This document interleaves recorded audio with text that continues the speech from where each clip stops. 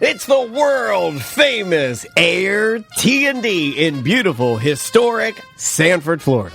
Come on down. No, come on. Stop saying this. Stop. Hold on. I got to talk about something for a second. You motherfuckers promised me a cum bonanza. No, come on. No. And there's not one lick of cum. No. That place was spotless. I did my part. I stayed there last night, and it was spotless. It was better than the Airbnb I stayed at in Daytona. Cleaner. So we have an Airbnb in Sanford. It's Air T&D. You can find it at bookairtnd.com. It'll go to the website. You can see upcoming dates. I believe we have 3 weekends in June open. Wait a minute, June 12th though, but that's my birthday. Because they're booking up fast. Man, I had a good-ass time. I went there last night for our comedy show at Celery City. I made myself a frozen pizza, took myself a little shower action, played some Major League Baseball on my Switch on the ginormous TV. You couldn't get any closer to downtown Sanford. It's awesome. You're in downtown Sanford, basically. There's bars across the street. Yeah. It's like literally a jazz wine bar across the street. You sit on the porch and hear the music. That's exactly what me and Sabrina was out there. She was doing comedy. Yeah. She walked over there. We sat on the porch, a little toot-toot. We'll listen to the jazz. And then you walk down the alley, and West End is 2 minutes right there. And then Hollabox, Tuffy's. It's, you can walk anywhere. And so it's easy to get into downtown Sanford. I saw the Sanford 2. I saw Dom. I saw Dustin out there. I saw Christina Hollabach out there partying around. Man, it was a who's who. It was awesome. On a Thursday night. I know, man. The place was smoking. So speaking of that, we do have multiple weekdays open, and I want to tell you about some sponsors to help make this whole thing happen. Maloof Sleep in Longwood, Greg, the Mattress BDM. Don't be a goof. Get yourself Maloof. You guys slept in the beds. How were they? It might have been the most comfortable bed I've ever slept in. My husband was like, "We need to get one of these." It's good for frogging. I spent I spent a lot of money on a mattress this year. Yeah. I'm a little upset that I went with a different brand for a lot more money because it's a damn good mattress. I had a really good night's sleep. I slept on the Queen. The Queen. I put on the massager. I had it in the 0G when I wanted to It's play fully adjustable. It's amazing. Pull your head up. What I'm saying, like it lifts your head or your feet or both. I mean, the only thing I would say, and I think Sam said this, and I don't know if you want to cut this out of the ad. I mean, maybe throw a TV in that master bedroom. That's what I'm saying. I might never leave. I'm going to end up buying the damn house. The Hyper Chill pillows are cool on one side. I use that too. I got to get one of those. The sheets were good. I use the sheets too. Yeah. They got the. You could find out all the information if you text Tom and Dan Bed, just all one word, to 321-521-2327. It'll give you the list of everything that's in the Tom and Dan house, and also give you the contact information for Greg, so you could purchase all these stuff. All different sizes. He'll work with you. Cool dude. I think you'll enjoy. The Maloof beds are really nice. Also, mycustomchairs.com. Those are the Adirondack chairs in the backyard, the Tom and Dan ones. Mm-hmm. They're foldable. They're like that polywood resin. Virtually indestructible. Yeah, they'll never go anywhere. But he has licensing for everything, for all sports teams. NFL, NCAA, WWE. He got WWE. How does he get NFL and WWE? They don't work with anybody. He's got soccer. He's got basically all the teams. Soggy bottom boys. What were you about to say? Soccer. He's got all soccer. Can I get a Macho Man Randy Savage? Yes, 100%. Oh. Dude. And they're perfect for tailgating. They fold, so they're easily. That's awesome. They're easy to store. And they're a little bit They'll smaller. do Tom and Dan logos, so if you want Tom and Dan chairs. They're also a little bit more narrow. You really have to kind of see them. If you stay at the house, go and make sure you sit in them. They're not like the big wooden ones that you see like at Home Depot. Yeah. It's a little more narrow. It's got a different profile, so you can fit it more places. It's really kind of cool what they've done with the design. Yeah, and that's mycustomchairs.com. Anyway, if you want to stay in Sanford and do some Sanfording, stay at the Tom and Dan house. It's bookairtnd.com. Welcome back to A Corporate Time. Let's do some voicemails. All right. I like voicemails because it takes the hardest part of our job, which is thinking about what we want to talk about, and it puts it on your shoulders. Squarely on your shoulders. So when we don't have anything to talk about and we fired up voicemails, if nothing is good here, I blame you. I don't blame us. I've been doing this for so long. I feel like that's fair, right? Yeah, you give us the content. Yeah, you guys give us. You do the work. Yeah, please, for the love of God. We're tired. Yes, we're so tired. Here's a big one. This is Tom likes to start all these little fires on the show, and then I get all the voicemails and people asking about him, and then like you're never giving anybody any answers. So please, sir, can you adjust? This person has a question. Is it just me, or have I not heard a nerd jock for the last couple weeks? Are they still paying him off? What's going on with that? More than one of these.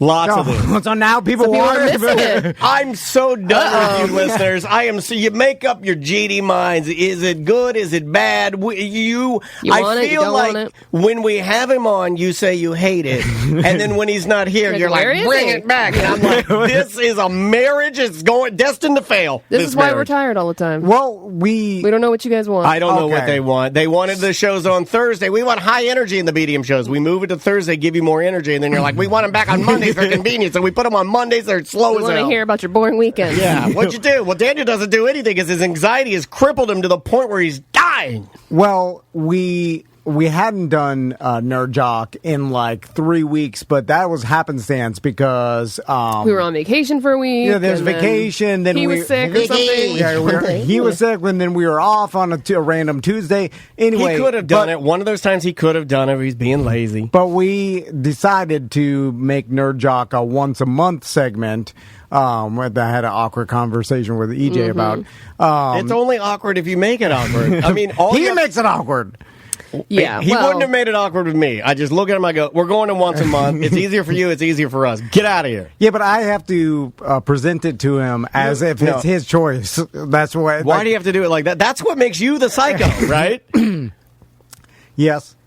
Hold on a second. I wanted to hug you because he was so honest to me. I wanted to walk over and hug him. It's just because if you present it like, hey, I got this idea that I think will be better for you. I do that for my wife all the time. Yeah, it's a manipulation. Hey, I got this idea. It's going to be better for you. We bring another woman into the bedroom, and then that would take some heat off of you, right? Takes a little heat off. Yes. I think it's a bad vegan manipulation type of thing. You know, I started watching that. That is psycho. Why you only watch documentaries about insane people? I promise EJ that his dog will live forever if he just decided to do it once a month. Bad vegan, Netflix or Hulu. And then I also said he can come into the studio and do it live because it's much better live than recorded. That's why people are. So where are we at with this? So now it's down to once a month. Once a month live, he comes in, and then it's going to be an extra, like a 40-minute. Nerd Jock. Yeah, okay. But with dated stories, right? Or is it dated. Real dated. It's got to be like Seth's News. It's fine. Yeah. It's stories. Where are we at with that? Like, what's happening in last month's sports? What happened a month ago? So is this guy bitching that it's not on once a week? I think he's just curious what happened because we did have a thing where people were paying for him not to do the segment. Oh, yeah. So he was asking if people are still paying him off. So... Okay, I'll be honest because I was like, well, EJ just presents us some stories and then we talk about the topics and the stories. It'd be no different. Anybody could play EJ's role. Is that what you're saying? No, That's what it sounds like. And but he is good with being made fun of. He's not weird about that. He's a good sport. He doesn't have the mental capacity to fight back. It's not that he's being a good sport. It's just he has. Well, that's what every radio show does. If I'm beating, you get a mentally handicapped person and you make fun of them. If I'm beating a person with a weapon and they don't have a weapon, it's not that they're being really cool about this beating I'm giving them. It's like, no, they can't defend themselves. So I never understood all the negativity that we received about Nerd Jock because Daniel was like, hey man, we got to do something. Well, I'm on the getting email front after lines. email. I'm literally on the front lines. And people hate it. They're saying that they'll never listen again. I'm like, god damn, what's so bad about it? I'm like, he's just presenting us some stories and then we make fun of them. Yeah. And I'm like, it seems pretty good to me. It's like he's not doing it. It's not like he is like, all right, you get 25 minutes stand up now. And then I can understand why people say that was bad. But I mean, he barely talks. He's like, this story happened. And then me and you talk the whole time. Maybe it's just people. Maybe it's us. It could be us. I never thought of that. Maybe I didn't think about it. Maybe his bit is great, and then maybe we're screwing it up. Maybe if he just did his bit just straight, uninterrupted without us commenting at all. I don't think he'd have enough content. Then I thought, well, she might be right on that. The only people, good producer. Have you guys seen this trailer for this movie coming out? It's pretty cool. Okay, that's a good producer. Yeah. That's a good producer. You gotta fill in that time. You know, you should get a job producing. And Tom should hire you. Maybe you only hear the negativity, right? So well, the negativity sticks. Sometimes during BDM Appreciation People like Week, to complain. Which is, we're taping this now during BDM Appreciation Week. Oh. We've got multiple people have emailed us and said, hey, it's easy for people to talk about the bad, but I'm going to do something crazy and talk about how good you guys are. And then when you put it like that, it's almost like, well, somebody's putting a gun to your head. Jesus Christ. You should want to do it. Yeah. You should want to do it. But you're only doing it because you hear all the bad. It's like scheduling sex with my wife. It's like, just grab it and go. Don't tell me that we need to set a time for it, because that just makes me feel like you don't care. You schedule it in now? She does. She's like, if you See want it in the calendar? she'll say that. If you want it, spread it on the calendar. Yeah. That's easier for me. I don't like that. See, you're a logical weirdo. Yeah. I want it to be. My wife has to do the emotion. No. Like, I'm ready. That's what I want. When you set up the perfect scenario. When you push me against the wall and kiss me passionately. Yeah. And you set up the perfect emotional scenario where you make me feel like your wife. I'm like your wife. You don't make me feel like a passionate woman. I don't even need it every day. I mean, once every 4 days or 3 days. Though. No, I don't want to schedule I'm the schedule guy. I'll be like, all right, we Wednesday, 9 p.m. No, I don't even get that. But yes. Sorry. Let it run through you. That's for a Wednesday, right? Yeah, that's a Wednesday. Week, huh? I expected that to be like a Saturday night. Saturday nights are all right. No.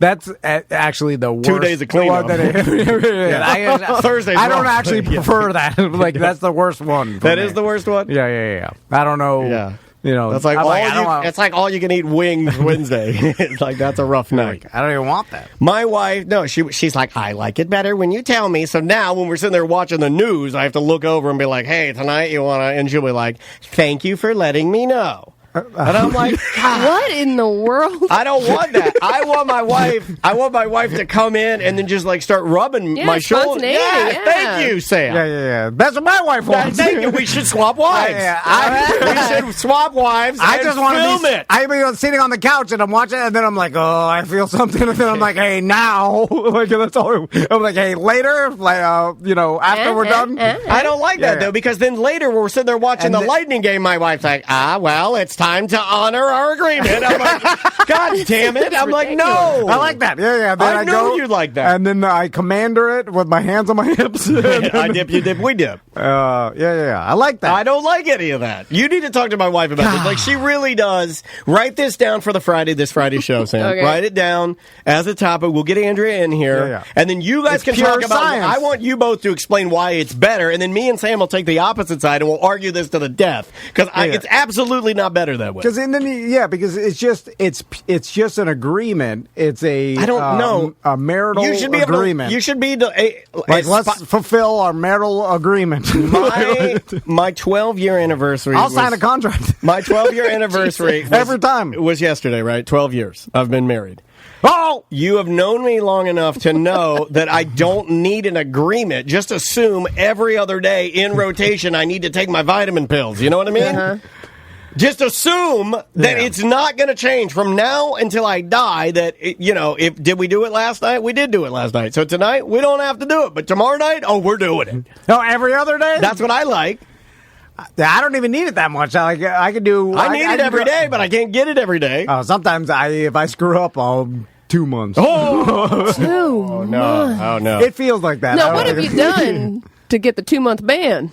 There's been lots of times. Clopping mud through the house. Oh yeah. I mean, more than that. That's a 2-month offense? No. He clopped mud in here this morning. It's like 18 clops. It gives me an extra week. 18 clops, no more plops. Not learning my lesson, and then sometimes I'm like extra robotic in my emotions. Damn, I gotta turn my volume down. Yeah, where I go an extended amount of time without giving any compliments or showing Crystal any love whatsoever. This dinner is adequate. Yeah. I'm too quiet to sit there, stare off in the distance. How was your day? Hopefully it was not bad. Yeah. And I don't do anything nice for her for a long time. What does doing something nice for her mean? What is that? Like get her a drink or something, or like? No, just like the random compliments, the random. I'm good about the random compliments. Some sort of like not even gifts, but like niceties. Hey, I thought about you, and I got you whatever. I go just too far thought sometimes. about you. I thought about you last night. Yeah. You know what I mean? I go a little too far. Well, I do that, and then she yells at me. It's Stop like, that. it's not always about this. You got to be something else. It can't just be nothing then horny. And oh my God! like, you just described my only speed. Like when I'm sleeping, I'm nothing. I think it's all when men. I open my eyes, horny. I don't know how you're not ever not thinking about her. You're on the phone with her anytime we're not on air. Well, you gonna take that? You gonna take that? Well, because she has to know he's not cheating. She overly thinks like she's like, I'm thinking about you right now, so I'm calling you. I want to talk to you. I love you. All this stuff. Like great. I want to spend time with you. I want to just snuggle with you. And then I don't reciprocate any of it. Like, I hate you. No, I don't. I'm just Thank you. This very good. Yeah. I'm like, snuggling means nothing to me. But like, she picked up the phone. She's like, I was thinking about you like today, and I just want to talk to you. And then I'm like, all right. And that's it. Dead silence. And then I gotta know what to say because I'm like, if I say anything right now, it's gonna be the wrong thing. No, you just said, unplug your ball. You told her. I do, and she's like, you don't have to say that. You could just be natural. What, you want me to drive in silence while you listen to my podcast in the Are background? you in a car? I'm in a car. How's your car ride? My car ride's good. How's your car ride? My car ride's good. This is insanity. And then she's like, with the boys, and the boys like, hi, Daddy. Yeah. And then I'm this like, is hi, every day, by the way. Every day. And then I'm like, what do you want to do? I'm horny. And then I don't know what to say to the kids because I'm like, how was your day today? They're like, God. Are you in a car? Are you at work? We're at work. We're in the car. And then I'm like, I'll be home soon. They're like, all right. They don't care. I'm like, why did you put me on this transaction? Who's getting anything out of this? Yeah, Andrea does that to me, too. Like, when they're walking to dance, she'll be like, FaceTime. I'm like, all right, FaceTime. Okay, hey! Turn it on, yeah. Hey! You do Crust in the Cloud when you... With my wife, I hear... Hey! What's up, Maisie? Hey, baby! Hey, what's up? Yeah. Why are you doing this to me? I'm trying to finish this job I have and then go take a diarrhea. Why are you doing this to me? I don't even think they want it. They're just like, hey, there he is. Well, Maisie They just doesn't want to get home and play it. Switch. Maisie's like, you want me to talk to dad? Hi, I'm going to dance. Don't care about you. You're done. You're done with your parenting. Bye. Click. Yeah. It's like, it's done. I've got it from here. Yeah, she's... All right. Let's see. We have one more voicemail. Okay, let's go with this one. I know that you and I think Sam agrees with you on you guys take a very, very aggressive stance when it comes to making fun of band nerds. Not. Hey guys, Like Very a Joe pro? here again. You're talking about some band kid stuff over on corporate time. I was a band nerd, pretty hardcore in school and growing up, trumpet player. I played, like you were talking about, all the upper register stuff, but no gaps in my teeth. Last thing I played in high school was Maynard Ferguson's Gonna Fly Now, and I ripped that ass up. It was pretty sweet. But that's me being a band nerd. Okay, thanks. Okay, Bye. I might be wrong on this. Isn't Gotta Fly Now the...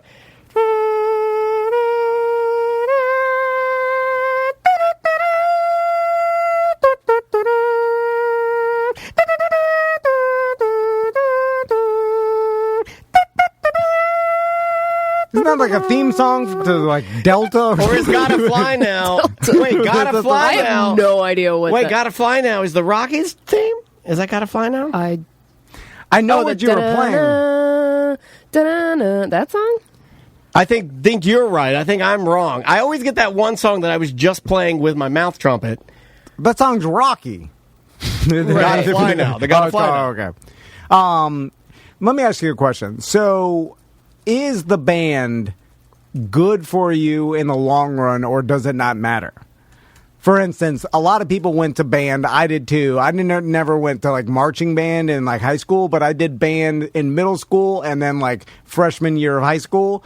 like just a band elective class. Yes. And there are necessary skills in there that I think are good with band, yeah. Now, I learned how to read music. I could play music on a trumpet or whatever. I can't now. I could probably still at least play the trumpet. Yeah, I think you could get a noise out of it. You know, I could, yeah. But, you know what it does is it teaches you the dedication and teamwork that sports can deliver to most kids for kids that don't, or maybe aren't athletic, or maybe like want to go a music track. Like you have to practice something, right? It teaches you to practice. Yeah, and it teaches you being part of a team and executing, like being on a and being responsible for a really expensive instrument. I love the fact that Maisie's on a dance team. Like it's one thing to take dance, but I'm really into the fact that she's on this competition team for a lot of reasons that really don't have anything to do with dance. Like dance is great, don't get me wrong, I love it. If she chooses to be a professional dancer, great. If she chooses not to, that's fine too. But what I really like about dance is that if she's late, they get on her. If she's not organized, they get on her. She has to have her backpack with all of her dance gear in there, her tap shoes, her jazz shoes. She's got to have her costume changes in there ready to go when they do other music. She has to have the little stretches, the little pamphlet with all the stretches in there. And when she has to get in there, she has to be standing at attention, ready to go. It's kind of like karate in the fact that you got to be in your spot, ready to go. No BS. If you got BS, go home. We'll send you home. I like that. It like teaches her, like, because in a weird way, if she can get through that, in my mind, I'm like, then any job she gets will be a piece of cake. If she has to go in, like, kind of like toe the line, she'll be all right. She can take direction from other people without getting her feelings hurt or getting upset. I know it makes logical sense, but I always look back at my own life and I know I'm pessimistic and I make fun of everything, and so I don't attribute it like anything to anything, really. Right. But I look back at all the band and I'm like, I did nothing. I look back at like college, all the stuff, and I'm like, I can't really handpick anything that it did for me, but maybe I'm not looking at it correctly. The practicing aspect of band was important for me, and I kind of shared that with Maisie now. And even now, when I bought that new drum set a couple of weeks ago, when I sit down to play, I still get that same feeling of accomplishment when I like look up a particular drum let's say exercise that I want to accomplish and I get it. Like I don't know, like that's a necessary skill that I feel like if I did it more, it would be beneficial to me even at 45. Does that make sense? Yeah. Like even me going and getting on my V drum set, getting a piece of sheet music that I don't know and practicing it and teaching myself something almost makes me feel like I'm accomplishment. It's like but it makes me feel like I'm activating my brain in certain ways that I don't normally do. So it almost makes me feel like it's like working out. But let mental gymnastics. Yeah, it's like mental gymnastics. I hate that term, but I know, was that ingrained into you in your personality, and that's why you're doing it? That's a great or question. Is I don't the know. band like teach you and help you modify that skill? Because I say feel like a both. lot of stuff is ingrained. Like because I remember the kids, like there were some kids that didn't do anything, and then some kids that really took to it, and you know what I'm saying, just like everything. So it's like, well, it doesn't seem like the actual band and this program helped them. The kids that were naturally hard workers did the stuff they were supposed to do, and the lazy kids it's probably didn't. a little bit of both. Yeah. So it's because like, I learned through private lessons and being a section leader and taking it very seriously, then I had aligned myself with instructors and people that like only breathed and ate drums, right? So I was able to refine my practicing skills just being around those people. So I would say it's a little bit of both. Yes, that's probably in me. That's probably my dad's side. My dad was very determined to, like, if I don't know something, I will learn something. You know what I mean? Like, I don't know that, I will figure it out. That's very much my dad. So, I'd say a little bit of both on that. all right, bye-bye. It is another corporate time with Tom and Dan. I am Dan. I'm Tom. We're beginning here, right? Okay. All right. Sure. No? On the fly, we're beginning. Yeah. BDM Appreciation Week. Yeah. We appreciate you. The gifts are out in the mail. Gifts are out. And so BDM should be receiving them soon. Just sign up at tomanddan.com.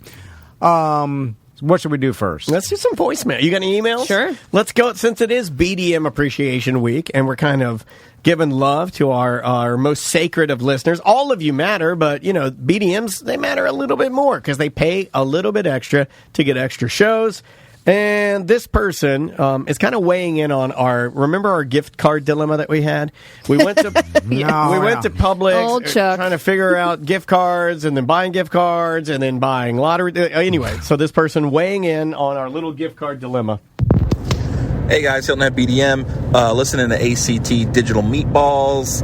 Tom is confused as to what they're talking about when they said there was a scam when you guys are going to pick up the gift cards. They didn't think you were the scammer. They thought you were the scamee. They're making sure that you're not buying all these gift cards to pay the Nigerian, right? Because that's what they do. They get these old mimas and they're like, oh, okay, yeah, you owe us you owe the IRS $8,000 and you're going to go to Target and get us gift cards and give me the gift card numbers. And they fall for that. I've never. Now that makes me feel like the young teens that are thought old that teens. we were dumb old men. Yeah, but that made me a with little our sad. Mimo, with our handler. It looked like two dumb old men with apparently our nurse. She's the scammer. She's like, get the gift card. I think that these old teens at Publix thought you and I were an older gay couple. Okay, right? all right. And we're both senile old gay men. Yeah. I think most people in Orlando think that you and I are old senile gay men. And I was going to call you Robin for some reason. Wow. And Samantha is our nurse. That's better than the reputation I thought I had. So it's an upgrade to me. Now, it is weird to me to think that these two older teens that were checking us out of line, they weren't like checking us out, you know what I mean? That they would be that nice, because if I were there, I would just sell you the gift cards, and I would. And I'm not saying I would. And I'm a chirper, but I would mind my business. It is not my business whether or not you're being scammed or not. If you're buying $8,000 worth of Cracker Barrel gift cards, it's not my business. And by the way, if you're already getting ready to purchase these, you don't think you're being scammed, right? You've already bought into the fact that this is legit. Oh yeah, this is a yes. Right. You're right. So when they're like, "Hey, are you being scammed?" Like, no, this is You're legit. you're gonna say no, or you're like, hold on a second. Am I? Oh my God, I am. Put these back. Put back these 10,000 Maybe when they say no and then they explain the scam, then the teen's like, oh yeah, that's a scam. You're definitely being scammed. Or she just Well, said we that. said no, and she didn't say anything. She just said, okay. They I'm just not have to ask. trusting I this know, teen. yeah. I'm trusting my gay husband and say I'm a nurse. Yeah. Anytime you're at a company and they're asking you a question, they don't really care. They just were told. They're obligated They're to, obligated. They just have to because their boss It's says. a formality. Yeah. All right. You got an email over there? Yes, so this is about BDM appreciation. They Perfect. said appreciation month. They thought it was Month? Oh, hold on a second. we're done That's with that after That's not Saturday. True. That's a Interesting lie. email, though. It says, "Dear show, please do not send me anything for BDM appreciation Write this guy's month. name down. Quick. Double check, man. Oh, God. What's his name? My billing address is not my mailing address, and I don't want that beep getting cool stuff." So it sounds like there was a breakup happening, so they moved out of that mailing address. And instead of canceling my subscription just for April, please don't send me anything. Sorry to bother. So this guy who doesn't want I don't know that it's a guy. He doesn't want, or this girl doesn't want her bitch of a husband or whomever, or a girlfriend or wife get their present? To get the present. I like that. I do too. I like that too. I support your pettiness. We that is noted, and we'll put that in the system. Yeah, we Love it. put it in. Hey, Doing the math, and by putting the- it in the system, Eric, it put means it in the nothing. system. And by the system, I mean Sam gently laying it on the carpet. Correct. to There's throw the away. system. That's my system. Then it'll be thrown away later. It's called the carpet And system. we'll see. it's as useful as an old teen telling the two old men that they're being scammed. Let's hope they just get the sticker, right? Or nothing. Everybody's getting a lottery ticket or something. Wait, don't say everybody. Everybody? Well, Let's hope the person in Yeah, the so UK you're isn't getting getting one. 1/4 Stop of saying total everybody. BDM. You're saying you Well, keep everybody saying that got everybody. everyone is getting something, and then Okay. if you don't get something, I said, well, I didn't say it yet. But, Don't say it. I was just like, Stop. post on the BDM page. We're like, I didn't get nothing. We'll send you something. Yeah, we'll send you something. Squeaky wheel scenario. Yeah. Let's try this one. Hello, this is JJ. I was just listening to the last BDM show, and I have to say that Sam had a great idea with butt grape awareness. That would make a fantastic t-shirt. I would definitely wear it with pride because I got a couple bundles. Bundles. Hold on a second. I don't even have bundles. No. I don't even know what a bundle is. I had a grape, sir. I did not have a bundle, as you said. Yeah. Also, you're not going to wear that shirt because you're going to be out at your niece's birthday party. Yeah, you're not Like, going to go. You're going to Come see. on. You're going to see your nephew get sworn into the Marines, right? He's 18. He's going to serve this country. He's going to serve this country. He's going away. He's braver than brave. Thank you for your service. You're going to wear butt grape awareness shirt to that. You're not going to do that. I have a butt grape email What's wrong? What are you doing? You just turned around. right? Oh, what's happening? I heard Mo, and then I was like, should we get Mo in here? I mean, if you want to. Well, we we've can just wait until we do a full segment with him, right? Yeah. That's not how he works. He wants us to stop Well, on he's busy. 6 minutes and then go like. I mean, we can I do want the to. transition live on air. I just want to cater to Mo because you he's can a have busy him run man. here right now. Mo's. I mean, have him running right now. We can run it loose. All right. Mo, you want to get all right? We're doing it. right. You're running it loose. I don't want to make him sit out there for the whole What, he made us 15 sit? minutes. He's more important. Oh, that's a joke. That's a joke. Don't beat me up. Yeah. So Mo is a valued client. I'll do anything that any client asks me to. Anything. I don't think he asked you. I know you didn't. I know. Just standing in the lobby without a couch. I'll give him a couch Monday. We had some problems with the couch. I've heard.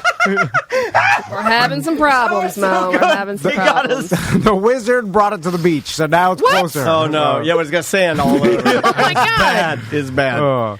How you doing, Mo? Doing well. How you guys? Good.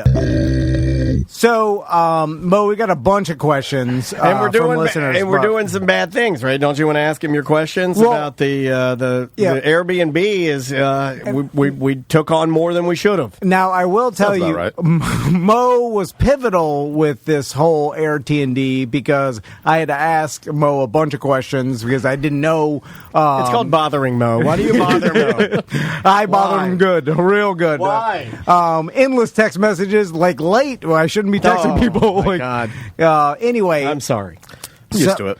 So basically, we rushed to get this thing done. Okay, Well, that's what we were telling you. You said no. He said no. And Daniel was warning me "We're rushing." not to do it. I was like, please, just take your time. We're rushing. And he's like, we're not rushing. And then we get in here, and you're like, we rushed it. So I was stressed out beyond belief. We're trying And to. he's stressing us out beyond Yeah, belief. yeah. He took a 3-flusher this morning. Ooh. Yeah. Sam's over there. We're trying to hang pictures and stage everything, and then It was hard for you to be alone in like a news area with a woman, right? No, why would you say Because that? you're never alone with Sam. Like, I feel like it would be awkward for you to be in there. No. I mean, we're just in there silently working. We're in there making beds together. That's There weird. was a bad, That's weird. Yeah. And I did think, I was like, what if she seduces me? Everybody thinks that, right? So that's Everybody the best thinks thing that. he could have said with our attorney in the room. I mean, your attorney in the Yeah, room. blame me. I'm seducing him. Well, that's what every guy thinks. I'm So, like, distancing what happens? myself. Like, if I put my hands up can't- during this segment, like, I'm free to go, right? Anyway, so we're rushing to get things done, and Don't say we're Russian. We're American. and then we're Sam's not like, Russian. you don't have the right frames here; they don't fit. I'm like, oh, we'll make them fit. And she's like, you're gonna look bobo, and I'm like, that's This fine. man wanted me to do something. I was like, I will not do that. Oh, whoa! What are we talking about here? And then the back of every frame had like wire taped to it with like instructions With all about the little things, it has Yeah, so that you can hang them correctly. It's got a drywall plug. It's got the wire. He was throwing them all in the trash. Oh yeah! Throw them in the trash. Throw them in the trash. because I was I was like, we don't need these? Why? No, because don't need them. It's like it's not. I'm like Did weighing you see it. the pile of them? Okay, on the first bed that I had the contact strips on. Did Yeah, you yeah. see the pile? Yeah, of it's all on the pile. I threw of them wires. away. Because I was like, we don't need these. This is being like it's like dive tables. Like this is for earthquake country or something. Like we don't need- Earthquake country. I'm like, we're not using the command strips. I'm using the little gold, It's like the little. It's like a hooks, little yeah. brass Yeah. brad that you put in a legal document. yeah, and then I hammer it in there, and I'm like, this thing is like, and then I'm weighing. You're not supposed to use a nail on plaster walls. Uh-oh. Yeah, but I'm Supposed to using use a two. Two. Two nails is good enough. Two nails is good as No, one but screw.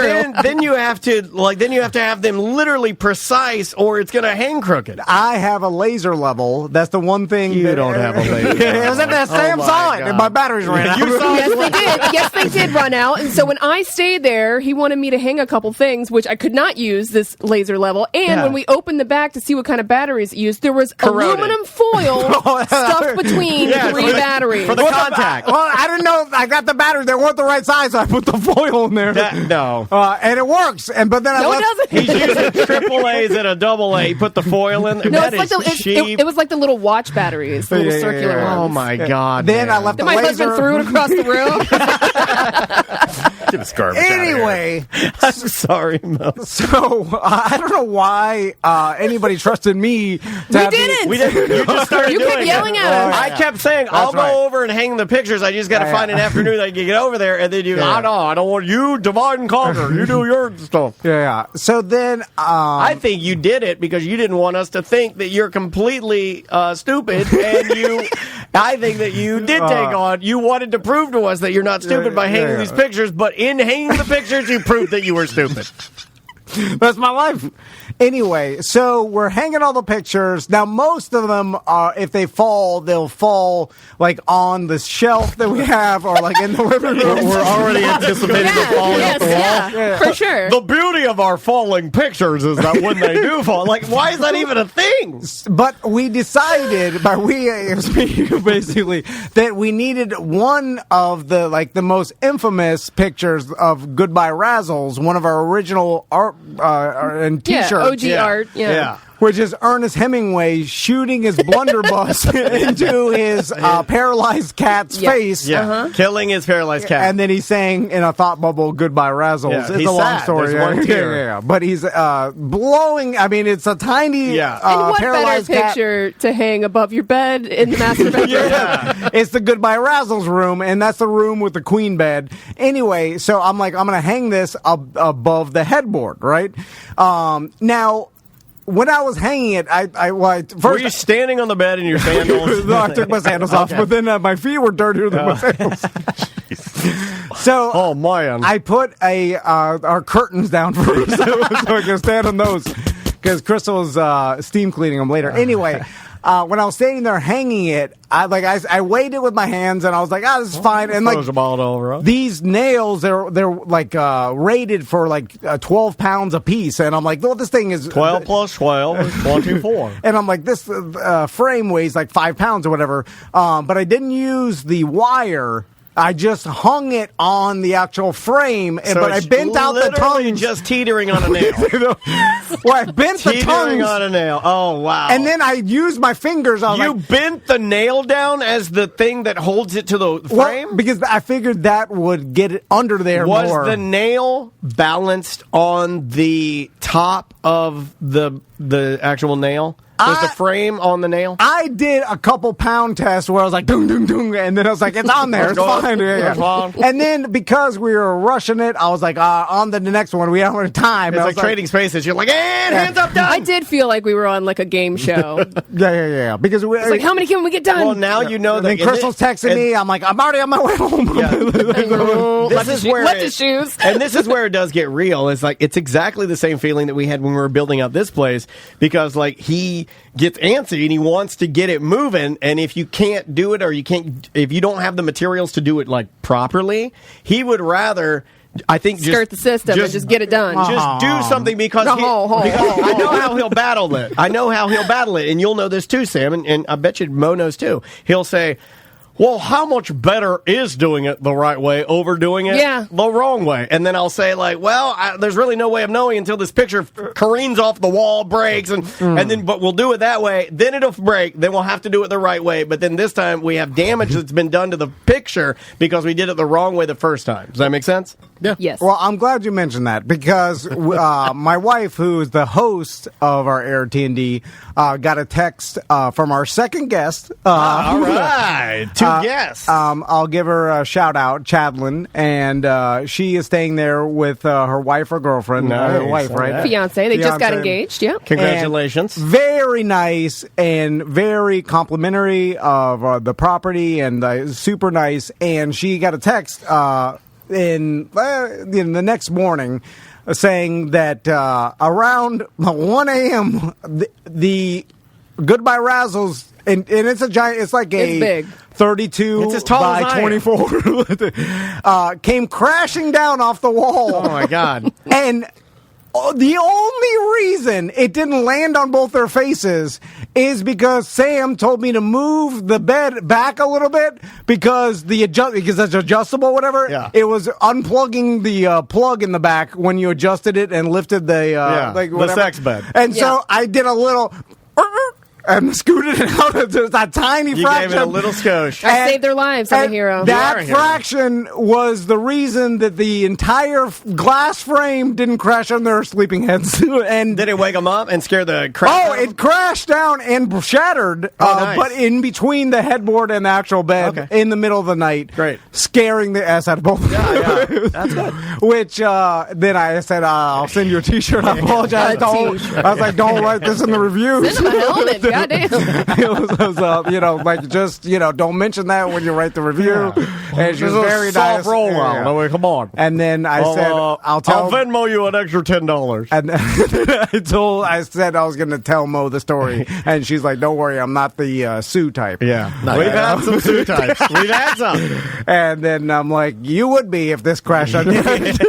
So Sam is single-handedly have saved T&D Media. Yeah, good job, Sam. So Mo, if this did crash on their faces while they were sleeping, would we have a problem? Sue Crazy. Oh, okay. Like, yeah. And then That's her name, Sue Crazy. Easy to prove that I didn't follow directions, that I was negligent, all the stuff that you need to sue me, right? I mean, you just admitted to all of it. But what if I the do? evidence was there. Now, Mo. what if I easily found? What if I do what I used to do as a producer? Now I'm a host. Graduate a little bit. Back in my producing days, multiple shows I worked for on Real Radio, when things would happen and it would be litigious, I would destroy the tapes. So if I send Daniel over there to destroy the Goodbye Razzles, And I got to delete this show. Yeah. That's what I meant. I'm not going to go over there. I'm just gonna delete it. Hopefully nobody on Twitch clipped it.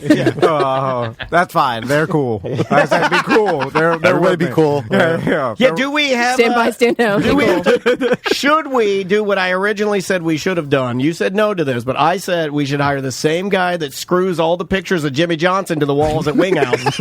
Get that guy in there to use his Makita and a bunch of wood screws and take every picture of Rusty Wallace, of Dale Earnhardt, and just drill them into the wall so nothing can fall, no problems. Yeah, He knows what he's doing. Yeah, right? Like, that's weird. You wasted a frame. Work done. No one even knows who that is. Anyway, how you doing, Mo? Good. All right. You already asked. I gotta ask him again. We're back at the beginning. Oh, man, we started over. Damn it, we got to get through that Starting from the whole thing. Yeah, that's how if we do cut it out, it doesn't we cut nothing out. Ah, See? gotcha. Yeah. Anyway, what questions do we have? All right, so we have this scenario. It says, my wife and mother-in-law's name is on the property deed for our house. My mother-in-law unfortunately died of COVID, leaving my wife as the sole owner.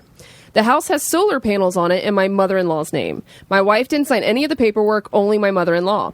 My wife wants to keep the panels, but not at the cost my mother-in-law paid. My wife wants to renegotiate the price. The panel company basically told my wife they would put a lien on the house if the payments aren't made per the contract my mother-in-law signed. So does the solar panel company need both owners to sign before they install? Can they put a lien on the house if not paid if both owners did not agree? Can my wife haggle down the cost of the panels? I would like to blanket this entire segment by saying solar is legit and awesome. Well, yeah, we're just saying that because we're about to have big solar deal. We're big into solar. Put it on the air to you, Hey, solar, the future's bright. Gotta wear shades. Since they did the work on the property, typically they can just lien the property. And the solar panels are on there. You have to look at the contract to see if there's any way out of it, but it's probably going to be very difficult since they actually did the work. The work's been completed. Solar panels are on there. And since, they improved the property, quote unquote, they can lien the property if they wanted to.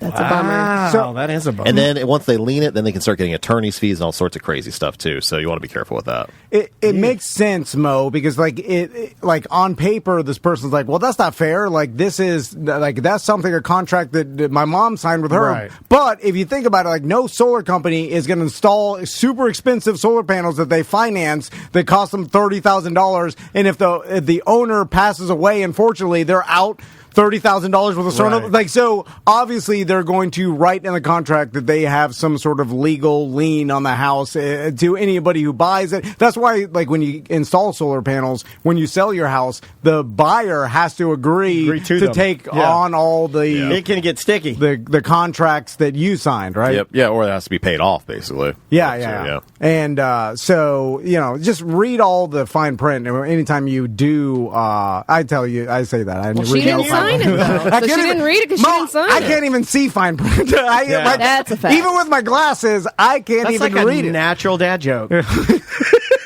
Fine print, I can't even see. You know, it's like perfect. Like I would Perfect need legal defense. a magnifying glass, and it's too Oh, hard. you're becoming the guy with the magnifying glass. There was a guy, we went out when I was at Buffalo Wild Wings. Such good people watching. There was a guy that pulled out a magnifying glass that had an LED light on it for the menu. Yes. For the menu. And instead of the normal reaction, I'd be like, oh, but I was like, that's odd. Like, it was humongous. Like, he looked like a detective. Like, he had it out. Inspector Gadget over there. Yeah, and he had it on the menu, man. It was awesome. I love to, when we go out to dinner, I get my cell phone light and do it on the menu just Yeah. to embarrass my wife like I'm some old guy. Yeah, that is a fun Mo. That is It's a dad joke, That's a but- good one. Trolling your wife. If you are listening to this and you're not an old dad, but you really want to make your wife mad, throw that light on that menu every time. It makes them mad. I like taking a picture of the menu and then Pinch and zoom Squinting it. That's good too. Yeah, that's digital glasses. Yeah. All right.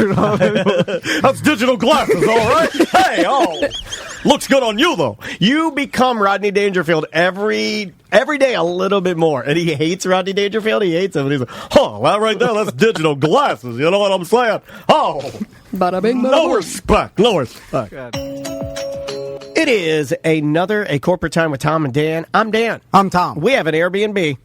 Yes. I'm just going to yell that whenever we start the show. Sorry, did I throw you for a loop? You can book it at bookairtnd.com. Well, that's professional. And it'll go to our Airbnb website or link, and you could book it. Yeah. It's open this weekend, actually. Yeah, snag it. There's a lot going on this weekend. There's that big, there's Southern Fried Sundays.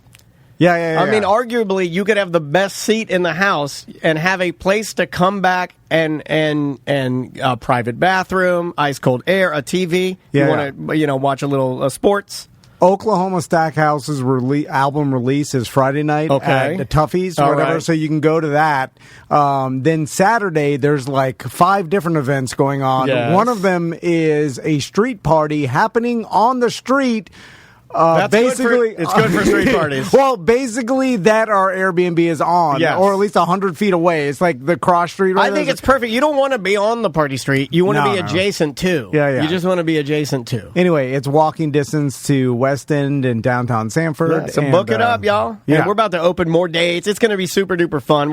We were soft opening it, but now we're really leathering up the open, if you know what I mean. We're roughing it up. Also, it's BDM Appreciation Week. Eric just informed me that over 1,000 thank you cards and gifts went out last night. I thought you were going to Wow. say over 1,000 of those discounted T-shirts were ordered, and I was going to say, well, that's not going to work. Oh, yeah, Well, some yeah. people, A lot of 800 them, yeah. people aren't getting T-shirts. How about that? And so thank you for being a BDM, and you can sign up at tomanddan.com. So let's hit it. All right, here we go.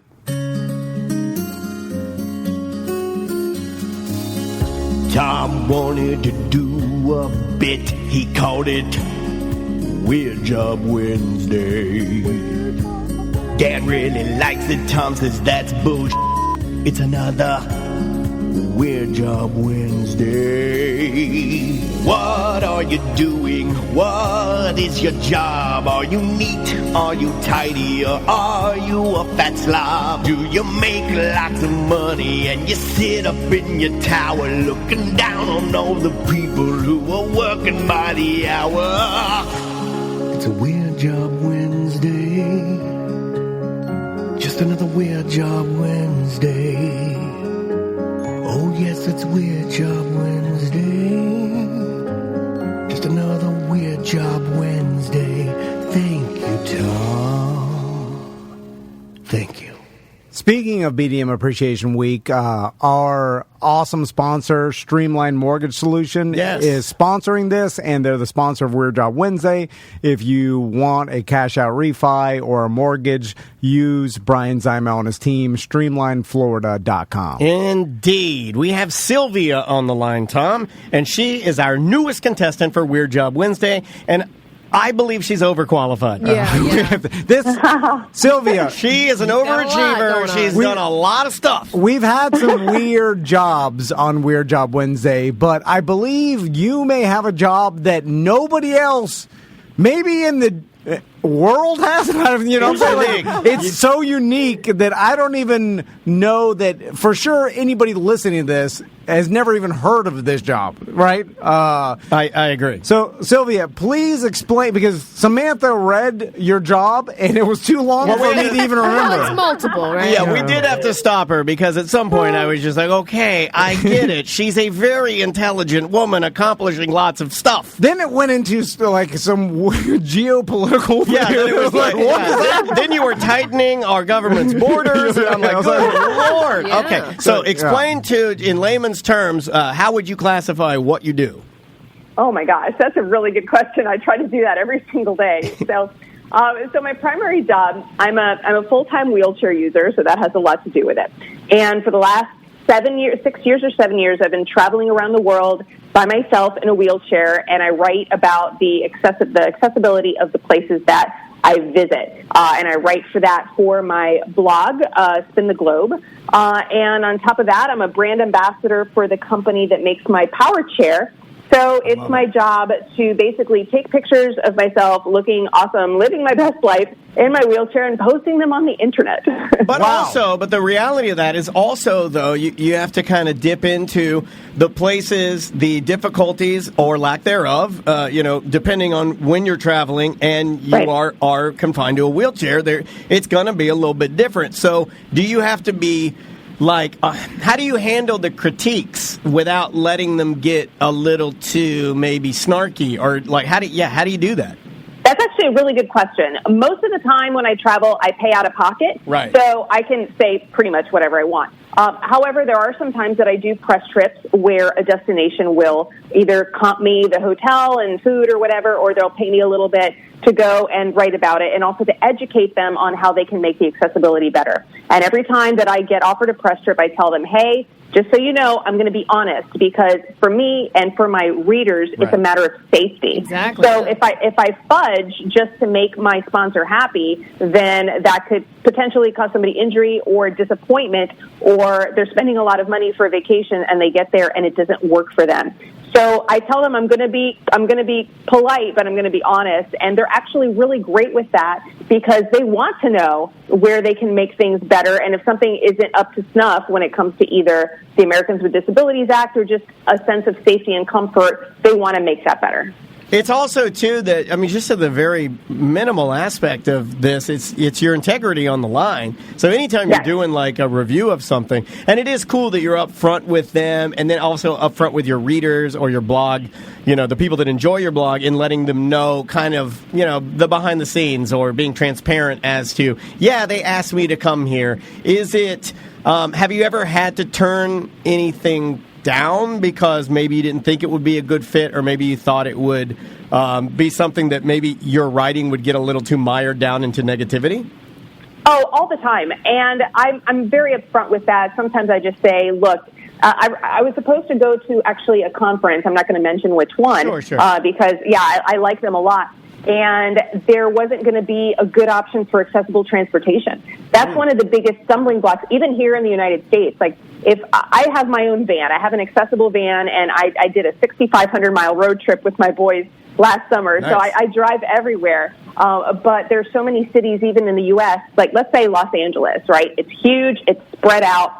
But if I wanted to go there and fly there, just if I wanted to go to do just the typical tourist stuff, it would be so hard for me to get from one place to the other that it's a no-go. So this particular city, not nearly as big, but just going to the conference, they were having a tough time figuring out how I would just get from the hotel to the conference center. And I've been invited on press trips to other smaller towns or smaller cities where the transportation was the biggest obstacle, and I would just say, hey, I'm not going to be able to do it. This isn't going to work out. Interesting. I've never thought about the rental car difficulties that you would have. What about the airplane? I don't think I've ever seen someone with a wheelchair get on my flight before, and I don't know where the wheelchair goes, or if you get into a regular seat, or if you just they take out one of the seats. I'm going to be honest. Since we have Sylvia no here, idea. and Sylvia's I feel like we have a valuable resource here. Yeah. I too am going to weigh in and say all the multitude of times I've flown, I have never seen that as well. The only time I've ever seen it, and this doesn't necessarily count because it's just like a quick trip, is I've seen it on like a roller coaster or something where somebody in a powered chair will pull over to the thing and then they get in the ride, and then somebody will assist their chair to the side and kind of tuck it away. Or and then like a city bus where they fold up the chairs on the side. Right. And then you can wheel in your wheelchair, and then they strap you in. Yeah. Interesting. How does it work with a plane? Like, so you have a pretty sophisticated chair, right? And I do. So it does a lot for you. Can you walk us through that a little bit? Oh, absolutely. And it's really a trip to watch. It's a very Hannibal Lecter experience. So what I do and what a lot of wheelchair users do is we roll up to the door of the plane, and then we transfer to what's called an aisle chair. And this is a very, very narrow, typically very uncomfortable, straight-backed chair where they have to strap you in, like they strap you in tight, like I said, like Hannibal Lecter, with a strap over your legs, and you look like a Formula One driver with all the stuff over your shoulders, or like a baby in a car seat, pretty much. Right. Now, then the ramp people take your wheelchair and they stow it under the plane, where they put like strollers and gate-checked bags and stuff like that. Gotcha. Then they wheel me onto the plane in that aisle chair, and then they pick me up and transfer me to my aircraft seat. This is, needless to say, not always a smooth experience, because I have to be physically picked up. I can sort of transfer myself, but it's not as comfortable and it's a lot slower. Sure. And I don't like the pressure of having to move because everybody's boarding, and it's a real pain in the butt.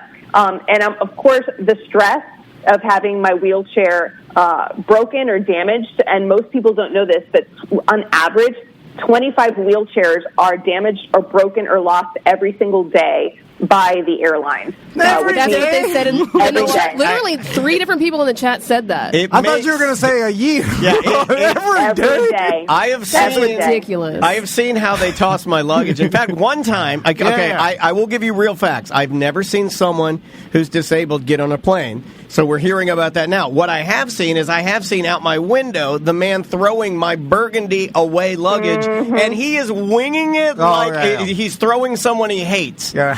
He's like strong. Yeah, he's literally like that guy. He played college ball. Yeah, remember that old man? Remember that old man that got bit by a fox and he yeeted it across the yard? It's like that. He yeets it and it gets destroyed. So yes, this makes sense that they would do not care. They don't care. Don't care. They don't. Yeah, they don't care, and they're union. So you can't get fired. And here's my last question, because I know Tom's got some questions for you too. Like, just to give our audience an idea. So your chair gets broken. Your chair cost what?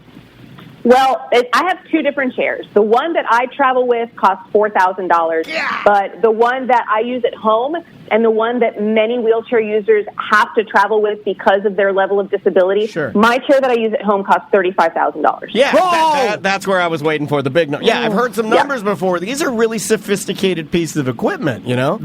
And they're custom fit. So many of them, the cushioning and everything is absolutely custom fit to that individual. So if it gets broken, it's not like they say, well, we're just going to give you a manual chair to borrow until we can fix your chair at home. Like, no, it does not work that way. Well, it's an extension of you. I mean, it's no different than, I mean, it makes sense that it would be unique to you and only you. So, man, this is a lot of stuff we've never heard before. Sylvia, I'm curious to how this whole thing started, because people hear you now and they probably think, well, that sounds like a dream job. You travel around, you stay at different locations, and you write about it. But it's the amount of work she had to do to get here. Yes, with every dream job, there is an insane amount of backlog of work to get there, and so I'm sure you had to start out of your own pocket and build this thing over years. So how did it work? Sure. Well, I'm originally from Florida. I was born and raised here, and I was from Sanford. I live in Sanford. Yeah. I do. Right. We've got an Airbnb, not wheelchair accessible. It is not wheelchair accessible. But if you stay there, I will go and lift you up there personally. I will lift. I too will lift you. I appreciate that. Don't stay there and write bad about it. I know. Give us the time to fix it, please. It's a deal. We'll Photoshop the ramp. Yeah. It's a deal. So I was on active duty in the Air Force for 8 years, and then I was medically retired. After that, I got married, and my ex-husband's still in the Air Force. We were traveling around. Got divorced in 2015, and then I moved back here. I have 2 kids. They live with him during the school year. So all of a sudden, I found myself here back in Florida on my own, dealing with the divorce and all that comes with that. Sure. And I've been traveling since I was 5. I've been traveling solo since I was 22. And I said, you know what? I need to heal. I need to figure out what I'm going to do with this new life. Let me go back to travel. But now here I am. I'm using a wheelchair. I've been using a wheelchair full time for about 7 years. How do I do this travel thing? And especially, how do I do it by myself? And at the time, there were maybe a couple of blogs about accessible travel, but not that many. And there wasn't just a lot of information out there. But I was able to find a few things and figure a few things out. And I said, okay, let me start traveling. So go big or go home, right? Sure. So at the time, I had 2 friends who were teaching in Dubai, and I'd been wanting to go to Dubai for a really long time. And Emirates had just started direct flights from Orlando to Dubai. Right, yeah. So I said, and they had an open invitation for people to go. I said, you know what? Screw it. Let's go.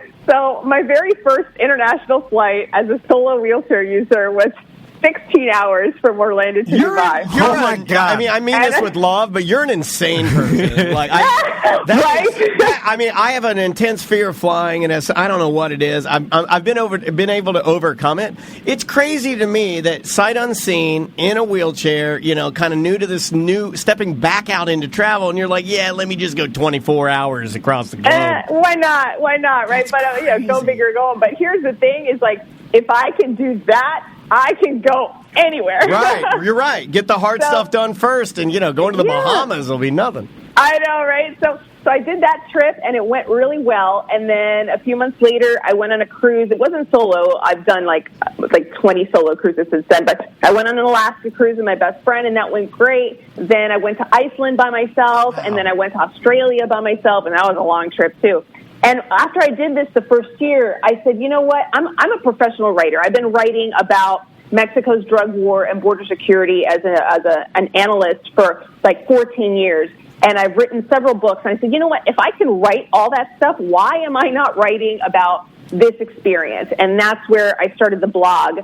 And since then, I've done 48 countries as a wheelchair user, and I've done 35 of those countries by myself. I've been on 22 cruises as a wheelchair user, and 17 of those by myself. So. Wow. That's amazing. And just to throw that little piece in there about how you've been writing about border security and the drug issues, Mexican border to the U.S. for 14 years, you said? 14 years. Tom and I got into podcasting because we had a jet ski rental place on Lake Falcon. I don't know if you know Falcon Lake, where those people got beheaded in Mexico. I remember that. Yeah, Tom and I were renting jet skis out there. We all the tourists got chased away with the beheadings, so we got into podcasting. Sylvia, that story terrified me. So when you're I'm curious about the plane flight, because back to the planes.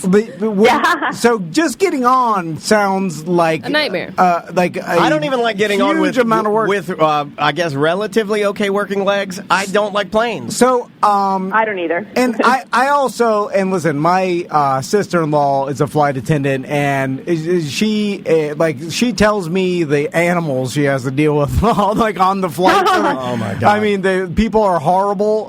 So with that, because people are horrible, it just wears them down as flight attendants to a point where I imagine they're just going through the motions. Now, when you have to use the bathroom on a long flight, they have to take the aisle wheelchair and then do the whole process and take you to the bathroom. Is that how it works? I didn't think about that. It is for people who can transfer. And now because of my specific brand of MS, I can't move my legs independently because I have specific muscles that can't work. But if I plant my feet, I can pivot and use my upper body to transfer. And when I get to the lavatory, I can do the same thing. I grab on to one of the grab bars, and I can stand up and pivot to the toilet. Oh, nice. However, a good chunk of wheelchair users, one of my really close friends, does exactly what I do, but he has a specific brand of muscular dystrophy, and he needs help doing most things. And he can't use the bathroom on planes. A lot of wheelchair users can't use the bathroom on planes. So what my friend does is he has to start dehydrating and starving himself about 24 hours before a long flight because he can't use the lavatory at all. I'm lucky. God. Yeah, I'm lucky that I can. I'm lucky also that I have a cast iron bladder, and if I do more or less the same thing, I can go about 12, max 14 hours without having to use the bathroom on a plane. Because even if I do, it's really difficult and it's dangerous because on a good day when nothing is moving, it's still uncomfortable to do. It's a tight space. But imagine any kind of turbulence or the plane moving around, and my sense of balance is very finely tuned because the way that my body moves and balance and literally a centimeter can make a difference on whether or not I fall over or fall down. So it's something that we try to avoid, and in some cases, it's not a possibility.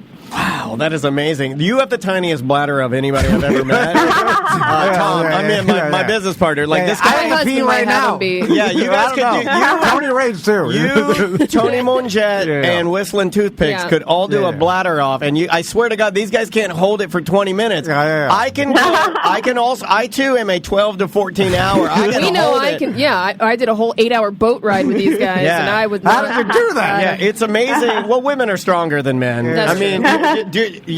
My prostate's a red hot chestnut. You're gonna pee at all times. So Sylvia, I'm curious about some I guess some social faux pas about and I'll explain. You mean like average wheelchair user etiquette? So Sylvia, what if let me ask you a question. If you are standing dare you? In your chair and there's steps and there's no ramp, right? And I'm there next to you. Why are you there? Can I offer? why are you there? I'm just saying, leave Sylvia alone. Can I offer to how awkward is if I'm Sylvia, if I want to get you up these stairs, I'll just pick you up and then carry you. Jana Banana on her head at our old studio. With Jana that was Banana, because I was trying to lift her chair up the stairs. Some say that after that head bonk, she's never been the same. Oh my God. I was trying to do the move where you the dolly move, where you get at a certain angle and you're able to get down the stairs. As a human being, you don't dolly them down the stairs. No, Sylvia, first thing you got to do is ask. I hope you're not just reaching down to No, if you ask me, and of course, it depends on how good looking the man is. But now that we're going there, we Googled you too, lady, and you're doing all right for yourself. Let me just Miss say. Wheelchair USA. Let's talk about that. Miss Wheelchair USA, ho ho. Me and Tom are like, woo woo. So let's talk about Miss Wheelchair USA. Is it everybody from every state is represented like regular Miss USA? How does that work?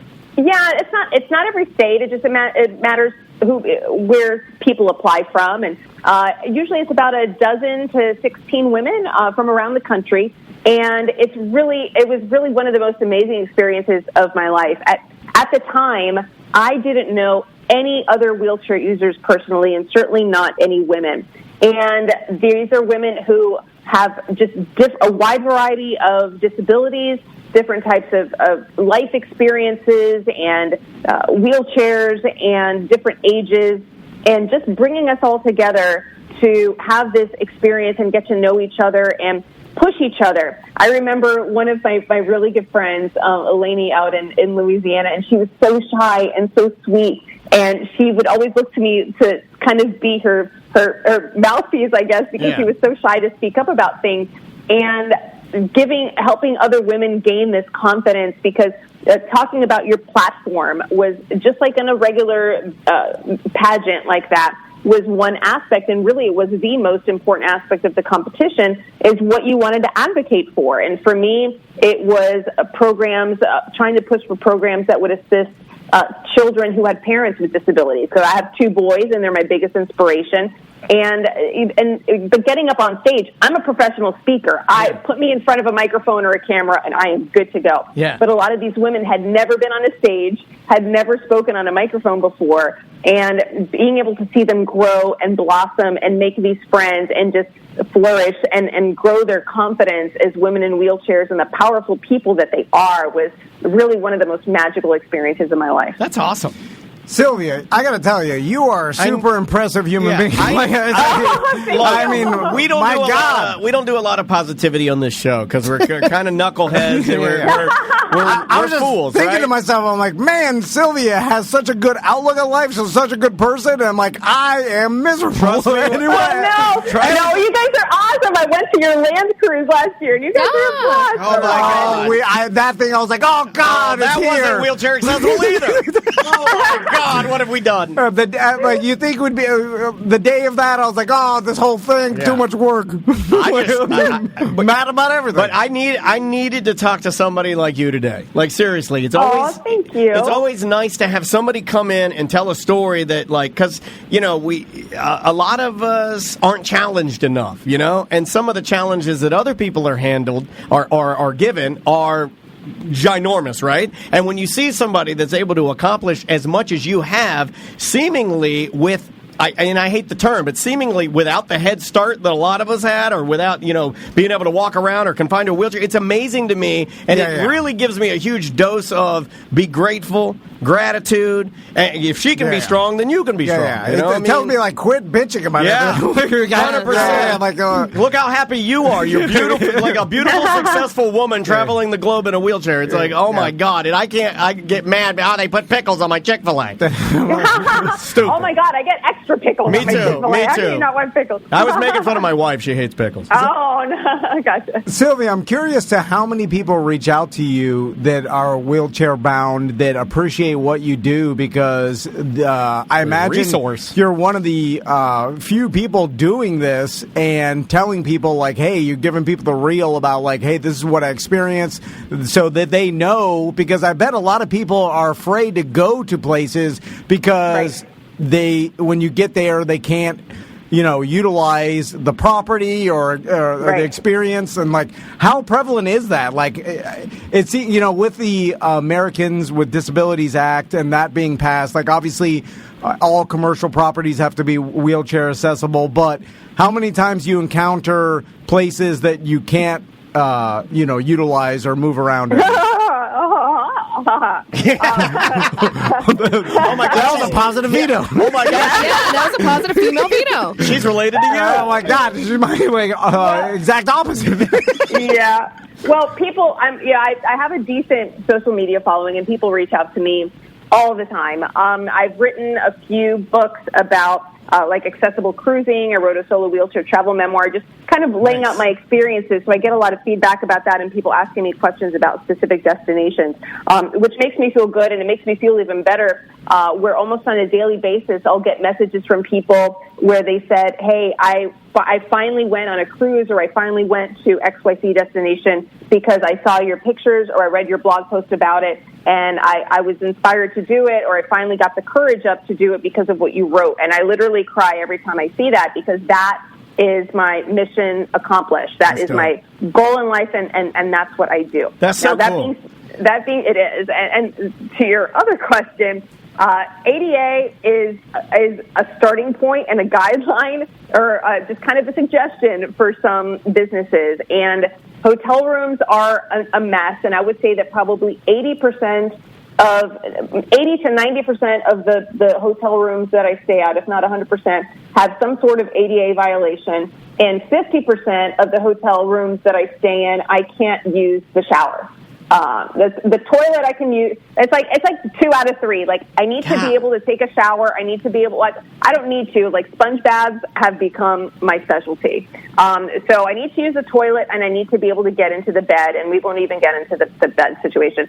But the bathroom, I need a roll-in shower, which is where it's flat and you can just roll in, and then I can transfer to the shower bench.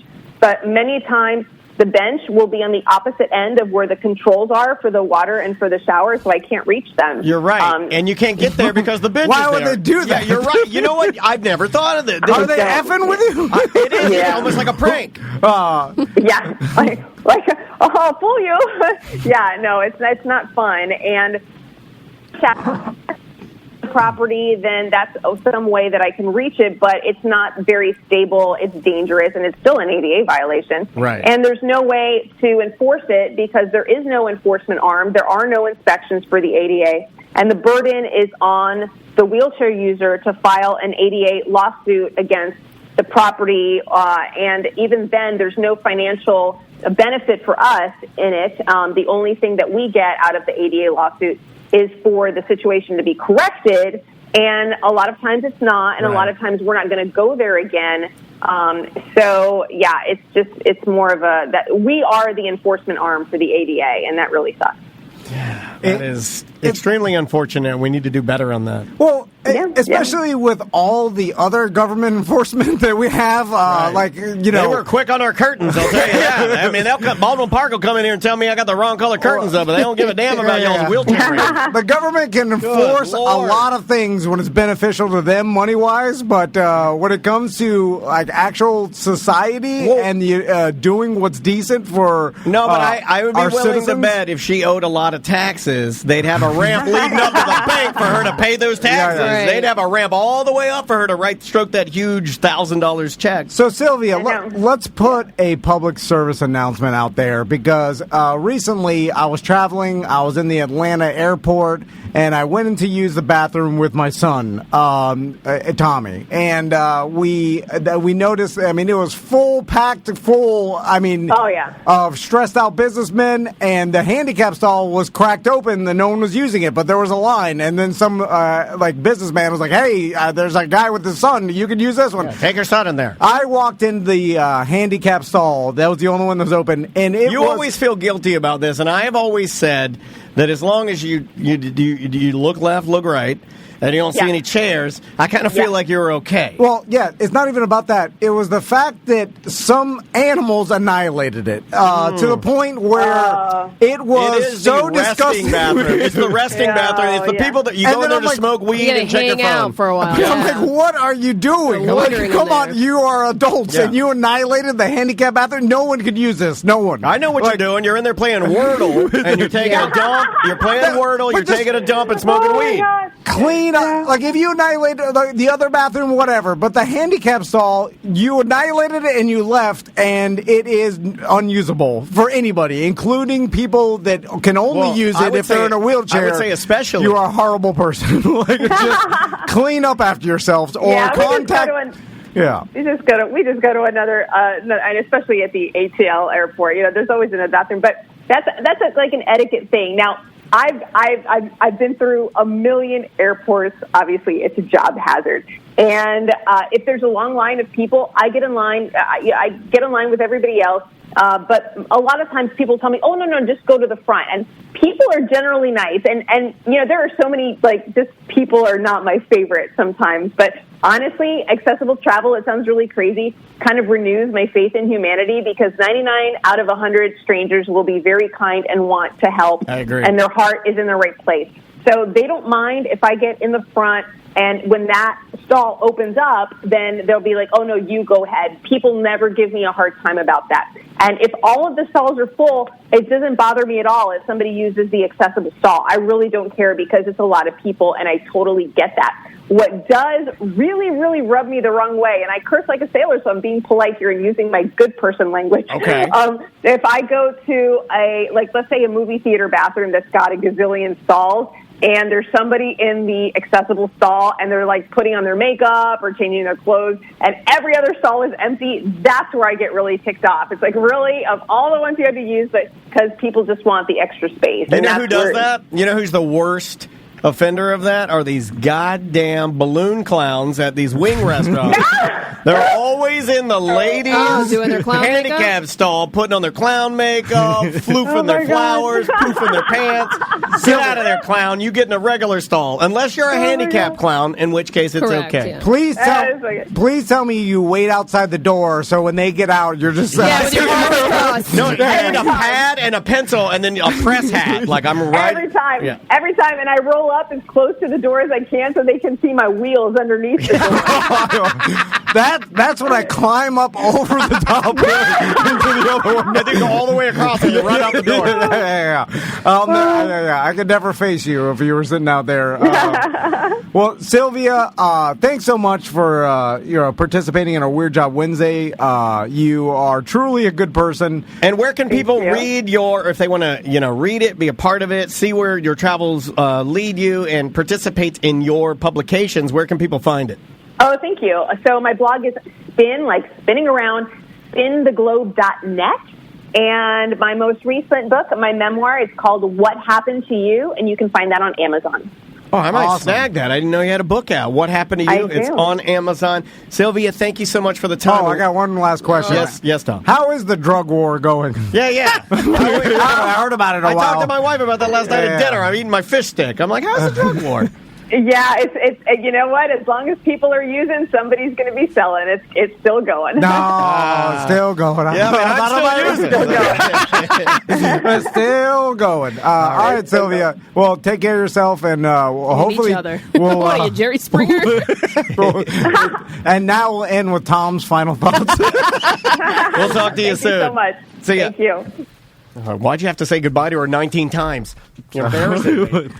I never know how to end. So when are we installing the ramp at the Air T&D? Oh, don't talk about it. We'll put it in the back. Wait, the back has one. I'll just say that. Come in through the back. They can't reach the gate latch. No one can reach it. I can't reach any latch. I'm 5'2". Yeah. If someone with that has a put wheelchair, it in the notes like you do in the pub sub. Yeah. Put like light tomatoes. Just mention it, and I'll run over there, lift you in and out every time. No, I'll just put a piece of plywood down. Yeah. We can make a ramp, right? What if we put a piece of? I can manufacture. Just shave the stairs down with some sandpaper. I say that, but we've had an incident already with the frames falling off the walls. Don't talk about it. So what did I tell you guys use? I told you not to use those contact strips. No, this wasn't that. It's it was Tom. I'll tell Mo. All Tom. Oh God, is Mo here? I see her. I nailed it.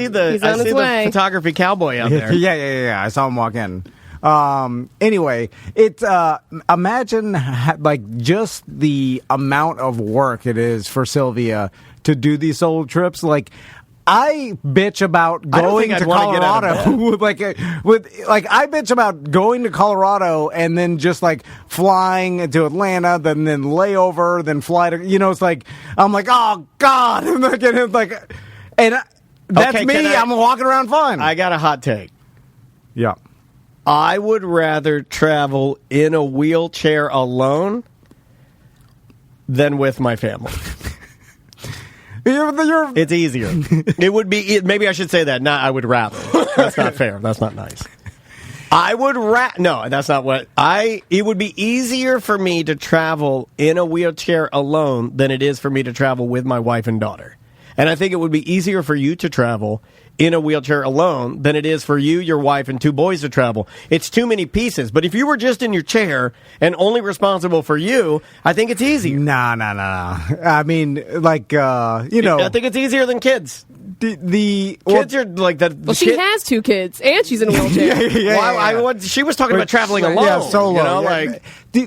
And maybe she has really good kids. We have really good kids, but maybe they'd just stand next to her and they're just they're helping her or something. I don't know. Let's hope. Could you imagine the other passengers? And I know she says 99% of the people are good, but I know she probably feels the energy of when they have to transfer her from her chair to the aisle chair and strap it. That takes it's a process, and there's probably still people in line. I bet she feels bad, but she's like, "There's nothing I can do." Maybe not. Maybe she's not like you, where she cares about what other people think. But people are like, "Oh, would they?" Yeah, with someone in a wheelchair. You know what sealed the deal for me, and I'll put it in language that you will understand. When I was on the Haunted Mansion. And that thing goes down, and they're like, "Please wait. A ghost host will be starting your ride momentarily." And everybody's like, handicap! Handicap! Oh, my God. Ruining my day! Handicap! And that was me yelling that. Yeah. But I'm just saying. As they're sitting in a moving chair. I leaned over to my wife. I'm like, "Goddamn handicap!" So See, the problem is, like, people won't, like, they'll be nice to her There's face. always room for but one more. But don't forget your death certificate. I'm sure she feels and, like, sees people's eye roll, and people are like, oh, like, make visible noises or audible I'm noises. sure it happens every once. You know who's real bad about that? Jim Colbert. Yeah. He's Man, yeah. And then imagine, like, you go to a hotel, you pay a bunch of money, and you could then, end up paying $1,000 and your suite's not even and then accessible. you're like, I can't take a Right. shower. Like, That's what nuts. the hell is that? Like, I'd be like, you better take money off of my bill. Like, you're like, I can't even I use agree. your shower. 100% agree. Yeah. Like if you get if a person in a wheelchair books the same room that I have and they can't use the shower, can't use the toilet, or barely can use the toilet and can't get into the bed, you have to discount the rate. Yeah, I you agree. have to. And then it's like you only have 2 wheelchair accessible rooms. Like, that's it in the whole 800 rooms. It makes more sense, and I'm not a genius, but make all of them accessible, and then let us be the workaround, right? The people that aren't in the chair. They're cheap. It costs more money to make it accessible. Not if I almost feel like it wouldn't. They cut corners. I almost feel like it wouldn't if the design was good to begin with. Then I think it would be possible to you just have to have a creative and an intelligent design, right?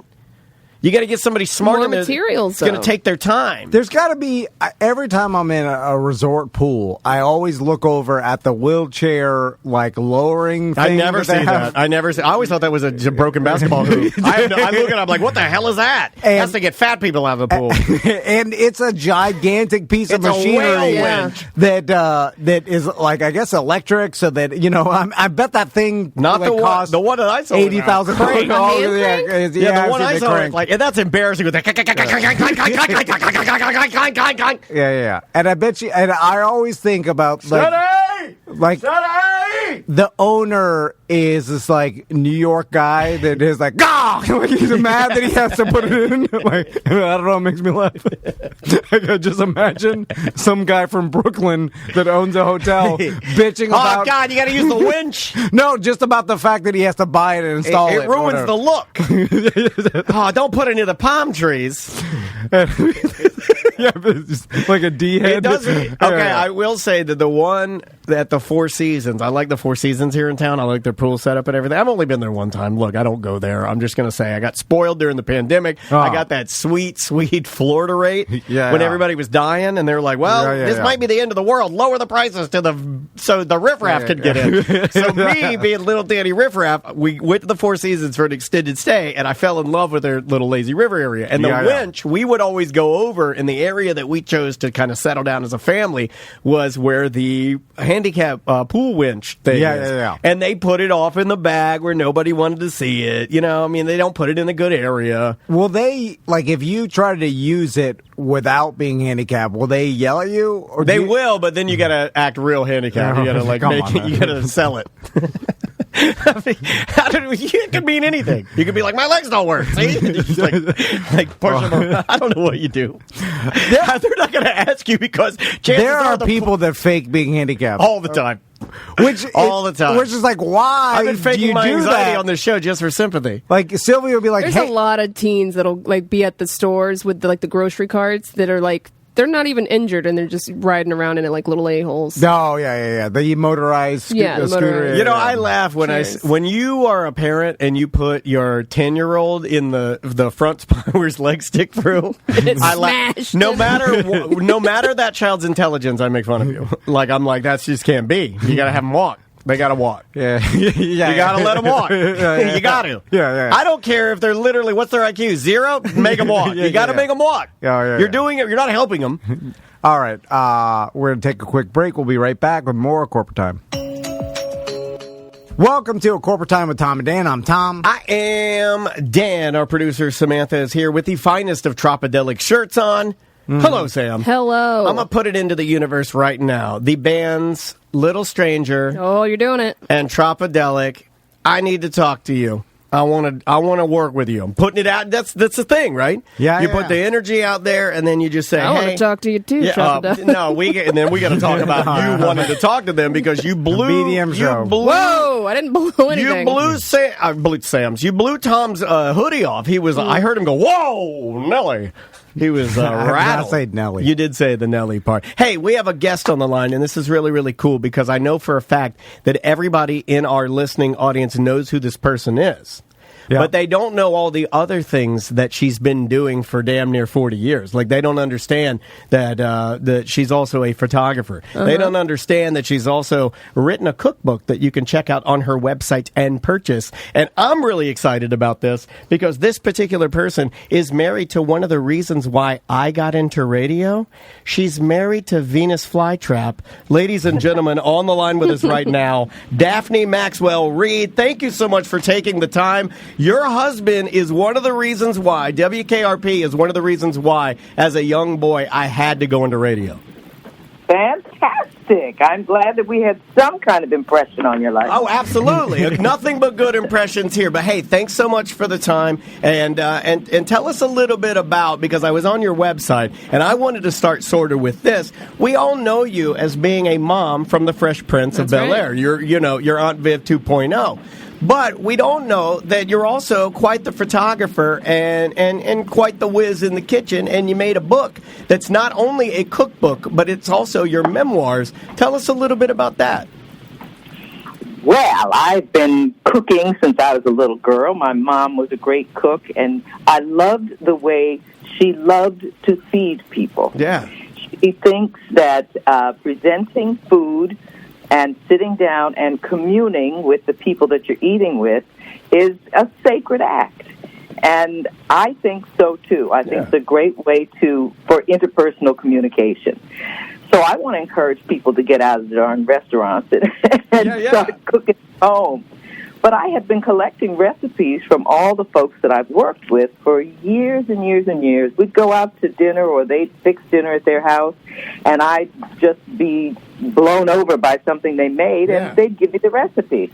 So after collecting these for about 40 years, I decided to get them off of my computer and into some kind of a format to express how I felt about making and serving food. And that's Grace, Soul, and Motherwit. That's my cookbook. I love it. It's so cool. And is it primarily like people that would be like only like, let's say, entertainment figures and people that you know, or are these maybe friends and family that didn't have anything to do with your connection to Hollywood? Is it like kind of a mixed bag of all types of different experiences and humans that you've met on your during your life?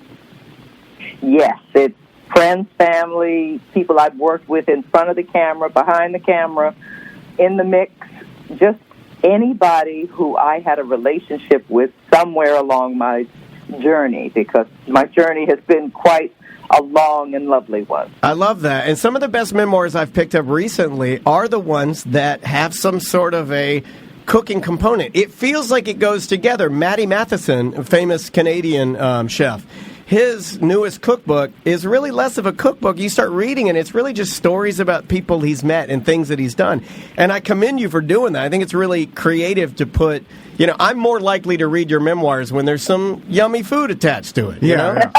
Good, because there's lots of yummy food in there. I love it. And Daphne, I was going to say that I bet the pandemic really accelerated people's either wanting to know how to cook or learning to cook, because people are forced to do it. Yeah. And so I bet there's a lot more people that are cooking. Yeah. I definitely started cooking more during the pandemic, and getting into it because of that. Have you noticed that as well? Oh, definitely. And I'm encouraging people because of that to reconnect with their families since they're there with them. And this pandemic is not raging anymore, but it is still there, and there's still need to settle down and chill out. Yeah, 100%. Daphne, I got to ask you the question because we all grew up with Fresh Prince, and because it got such it was so big of a show. There's all this urban legend and it's part of our pop culture. And you being the second Vivian, it was always been a thing. There was an original Vivian, and then you came in. But at the time, I feel like that doesn't happen anymore because of social media. And in the 90s, you could switch out actors and actresses. Yeah, not really talk about it. And then not really talk about it and just move on. And people were they had no way to research it or even find out. Hold on, that Aunt Vivian looks different. Well, you have your big three, and I think I think that Daphne's going to know what I mean. You had your OG, which is Bewitched. Then you had Fresh Prince, and then you have Roseanne. Those are the big three of the swaps, right? Those are the ones that everybody talks about. So, Daphne, I got to ask you, at the time, how weird was it for you to come in and start playing a part that someone else had played? Was it... what was that experience like? It was a piece of cake. I just went to work. That's right. I like that answer.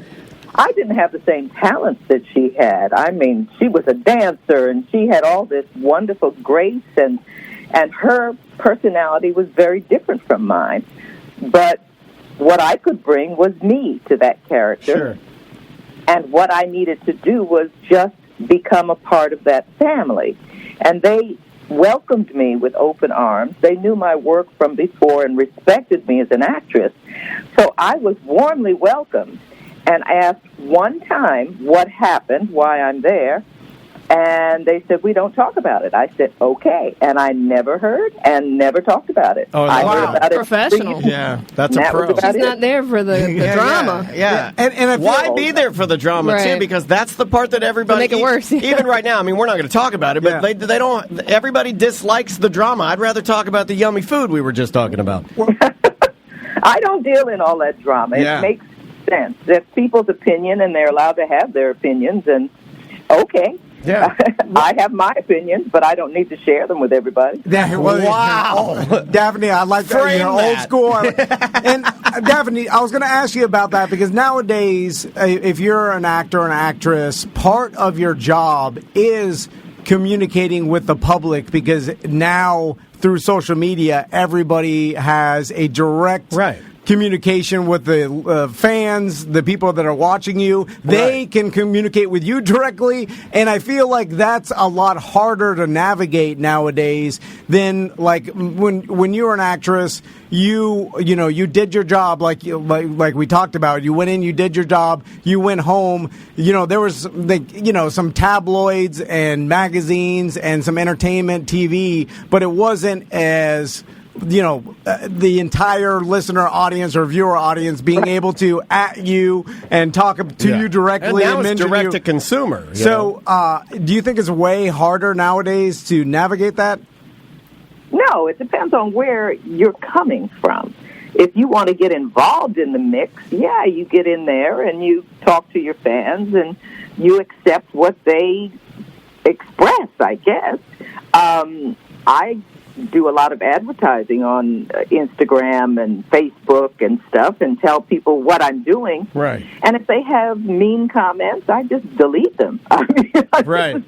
It's kind of your take. It's what you tell me. Like you and I, my business partner Tom, who just asked you the question, like he is a little bit more like you, I think, naturally in that. And you said something great. You're like, it's not hard to navigate. If you want to be in the mix, that might be hard to navigate. But if you don't want to be in the mix, not going there is not hard. Well, for me it is. For me it is sometimes because, obsessive compulsive, sometimes you got to get in there. You're emotional. Yeah, you don't know what's good for you. Enjoy yourself. I've got other things to do. Yeah. And speaking of which, if you go to our website, DaphneMaxwellReid.com, you can see what she's been up to. Sam and I were admiring these tote bags that you make that have all of your particular photographs that you've actually taken from all across your travels. Yeah, what's the obsession with the doors? Doors are a metaphor for life, and they represent curiosity and adventure and opportunity. And I am a graduate my college degree is in interior design and architecture, and I'm drawn to the details of architecture. So I'm looking at a door as craftsmanship, as color, as what nature has done to the door. And I want to encourage people to look at the details in their life because it enhances the journey getting from A to B. Because once you get to B, you got to start another journey. So look at the details and have a full, rich life of noticing and smelling the roses as you go along. Yeah. I like that. I mean, being present is so hard for me. Like, everything you're saying is correct. Everything you're saying is something that I should implement in my life. It is just so damn difficult for me to be present, to smell roses. Yeah. I don't even see them. I'm just running so fast. Yeah, definitely. I'm sitting there in my living room. My two sons are playing, and my wife's there. And all I could do is look at TikTok and keep scrolling. One video after another. More. And then I'm like, what else is there going to be? And then... Well, you need therapy. That's what it is. Yeah, you need help. Yeah, I've been telling him that, Daphne. I've been telling him he needs to seek therapy. I love He the doesn't idea listen. that I'm addicted to my phone. I come home today and my wife and my loving daughter go, "What'd you do today?" And I say, "Oh, we talked to Aunt Viv from Fresh Prince. You're gonna love it, and you're gonna check out her website. You can get her cookbook. You can check out her tote bags. You can see what she's been up to, and all of that." And then she told my business partner he needs therapy. He needs help. He needs help. He needs a lot of help. She's not wrong. Yeah, she's not wrong. She's a smart woman. Needs a lot of help. Daphne, it seems like you have a good grasp on work-life balance. You know and why? I've heard a lot because about I think this. she kept her passions. I'll tie into what you're saying. You're right. Let's talk fashion.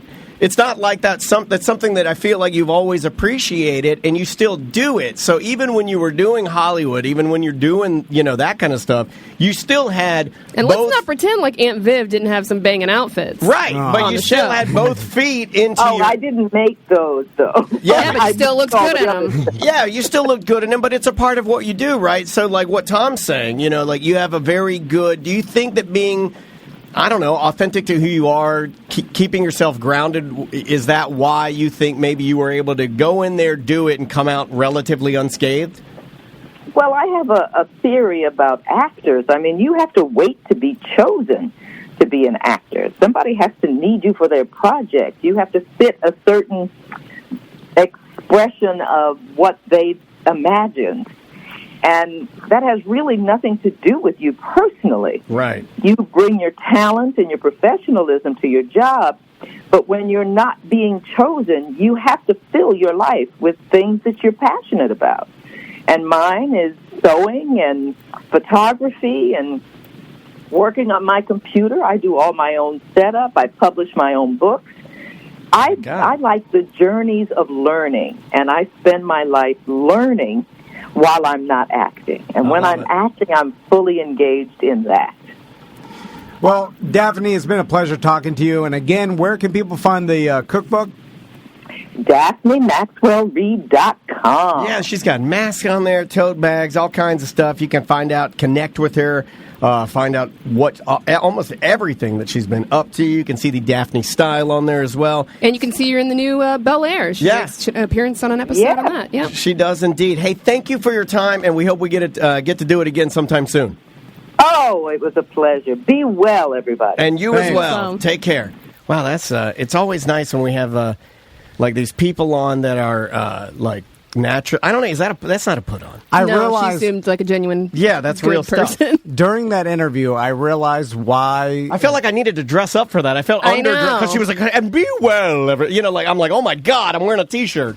Why there always will be tabloids, and why there always will be celebrity or entertainment in celebrity downfalls and like negativity is because some people are just better than other people, right? Oh, no, he's doing it. And I think Daphne, this is going on in Russia right now, isn't it? no, Daphne's a better human than a lot of other humans, including myself. She's got right? when she was born. And I'm like, why are you so good? Yeah. I hope there's a scandal about you so you can bring yourself Why would down. you say that? That's You're why. wishing a scandal of quite possibly the most lovely guest we've had? No, I'm just saying that's what the general public, I bet, feels when there's just some really good people that have their lives together, that have created She their has own a lot on the happiness, table. that have accomplished a lot. Photography, she's got happy, the fashion, she's got the acting. married for 40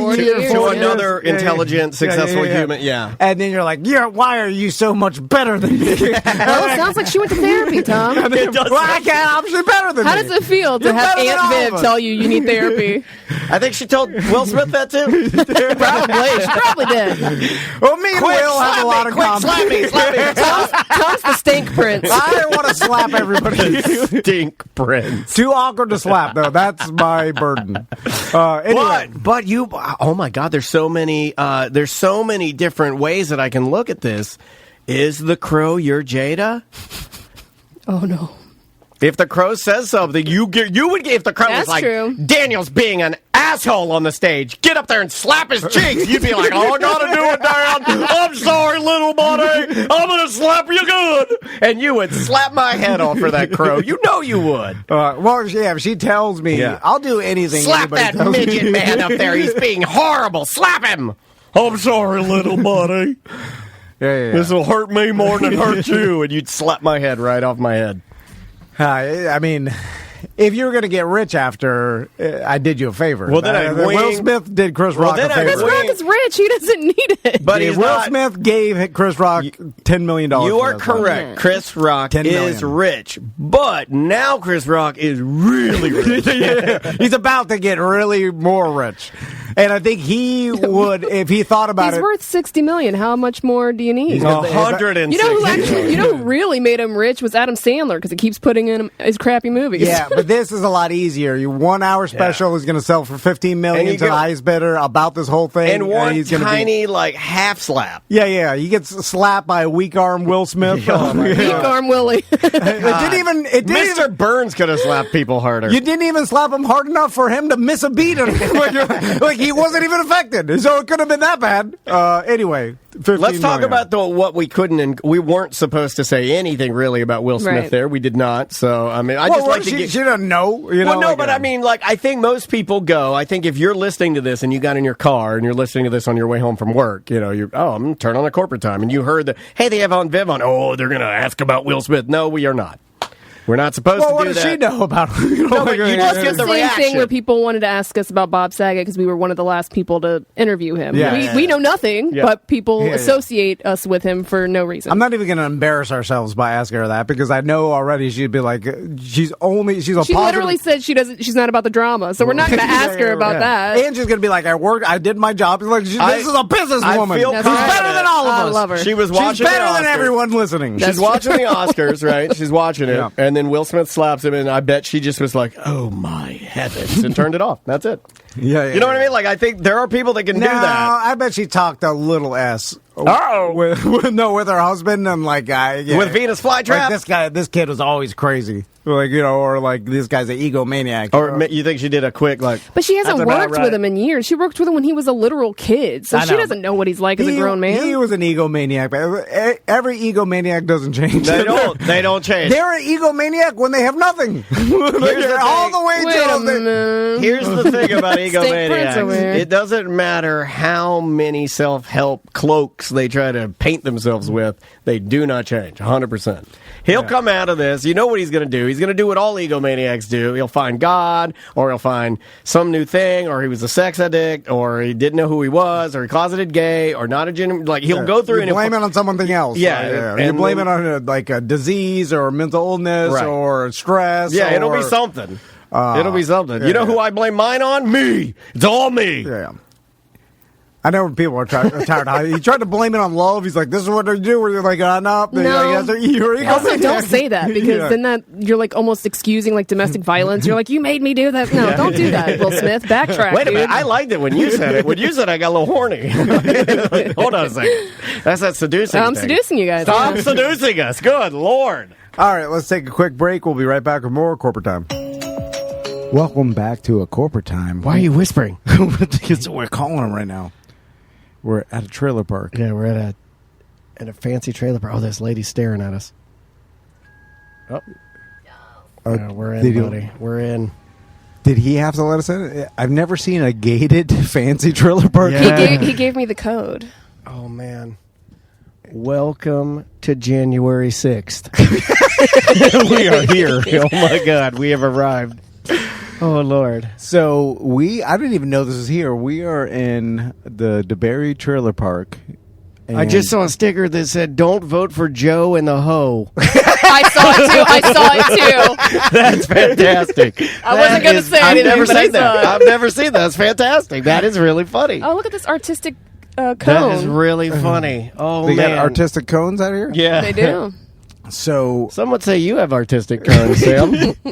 So can he even put this inflatable hot tub anywhere? Like, I don't know. Not outside. He's going to have to bring it inside. Maybe in his driveway. These are fancier trailers. Like they're not mobile.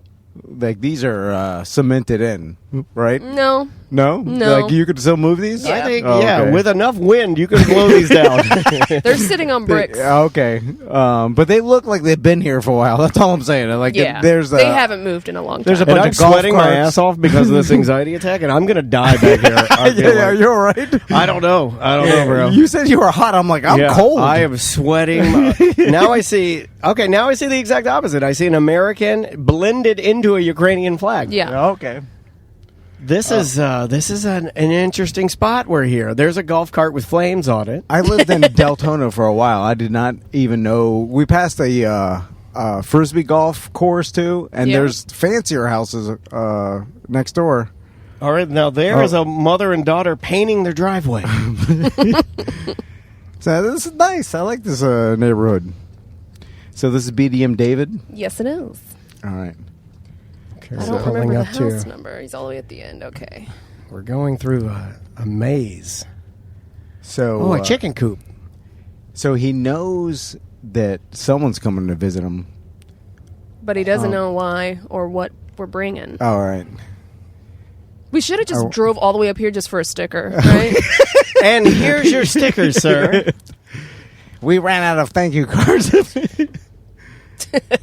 All right. I would be talking more right now, but I'm dying. Yeah, it's all right. You're gonna be okay. Your brow sweaty. You're right. I'm actually not. All right. We can get this. We'll get this done. Oh, he's right here. Okay. Let me pull in here. Oh, he's right on the water. All right. I see the BDM villain. Oh, yeah. He's got the metal sticker on his truck. All right. I guess you could put this hot tub right here. Put it in the street. I mean, park his truck underneath He's got his a backyard. car park. Oh, yeah, he He's does. got a nice backyard. Now, are we all... One of you is going to have to take this Am while I I get out. stopping? I'll Okay, take it. let's stop it so I Okay. can activate his mic. And stopping. All right. Yay! What's going on, BDM David? How's it going? So Happy BDM Appreciation Week. we came here personally to deliver your And brand. look how sweaty I am. I'm having an anxiety attack. You might actually witness my demise live in your driveway. If Daniel faints, I apologize. But we came here to deliver your brand new American flag inflatable hot tub. Yeah. You got I it, did buddy. not know it was American flag. It's an American flag when you hot guys tub. said you ordered it, I'm like, oh man, I hope I get that. It is the But- Wave It's American flag, 4-person, 115, count them 115 jets. Yeah, the full-on don't vote for Joe and the hoe. And don't vote for Joe and the hoe. We saw that sticker driving in here. Now I just gotta make sure my house is can handle that. No, it's you got to keep it outside. No, I was gonna put it in the living room, but Oh, yeah, buddy. So, the neighbors are looking at us now. Oh yeah, we'll get a lot of nosy people We're around getting here. a lot of people. What are they doing? So, David, where I was going to talk to you. Are you going to put this in your backyard? It has no cover. I mean, I was gonna put it on my front porch, but I don't know. Let's go look at. let's go. Can we go? I know a lot about hot tubs. Let's go. Let's see if your we can porch find here. a good spot for it. Because I want this thing. Sam? Shutting that so the neighbor doesn't come steal. Okay, that's a good call. David, this You'll have to squeeze through a little bit. Oh, Sorry. you got one of those cold plunge tubs? That's exactly what I bought it for. I see this on TikTok. They God. got you with that? And you can see all the leaves inside of it. The last time I used it You was could a do while leaf ago. challenge. Yeah. I like your cold plunge tub turns into a mosquito pit. Yeah. All right, so All right, we're walking in now. oh, I see. You're a plant man. That's some nice monstera. I'm trying to be a Okay, plant now man. hold on. This is the perfect area for it. This is it. I actually, This is It's an oasis. I I'm think going to move right that here. inside and put it in the corner. I I think think. right dead here in the body corner. cooler, or Sorry? I said, is the dead body in the cooler? That's a Not freezer. anymore. That's a That's my freezer. that's my fishing freezer. Yeah, it's a fishing bait, and fishing freezer.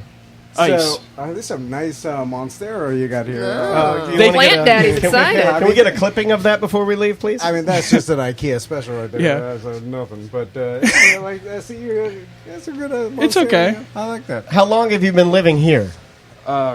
Since I was 16 and I'm 32 now. Oh, really? So, quite a while. I've lived in a few different houses out Right here, on. but So the hot tub should go right here. You can get rid of the couch. I feel like. oh yeah, no one uses it anyway. yeah. And then you put I the would hot tub- use it. And then you see the water right there. Where does this go out to?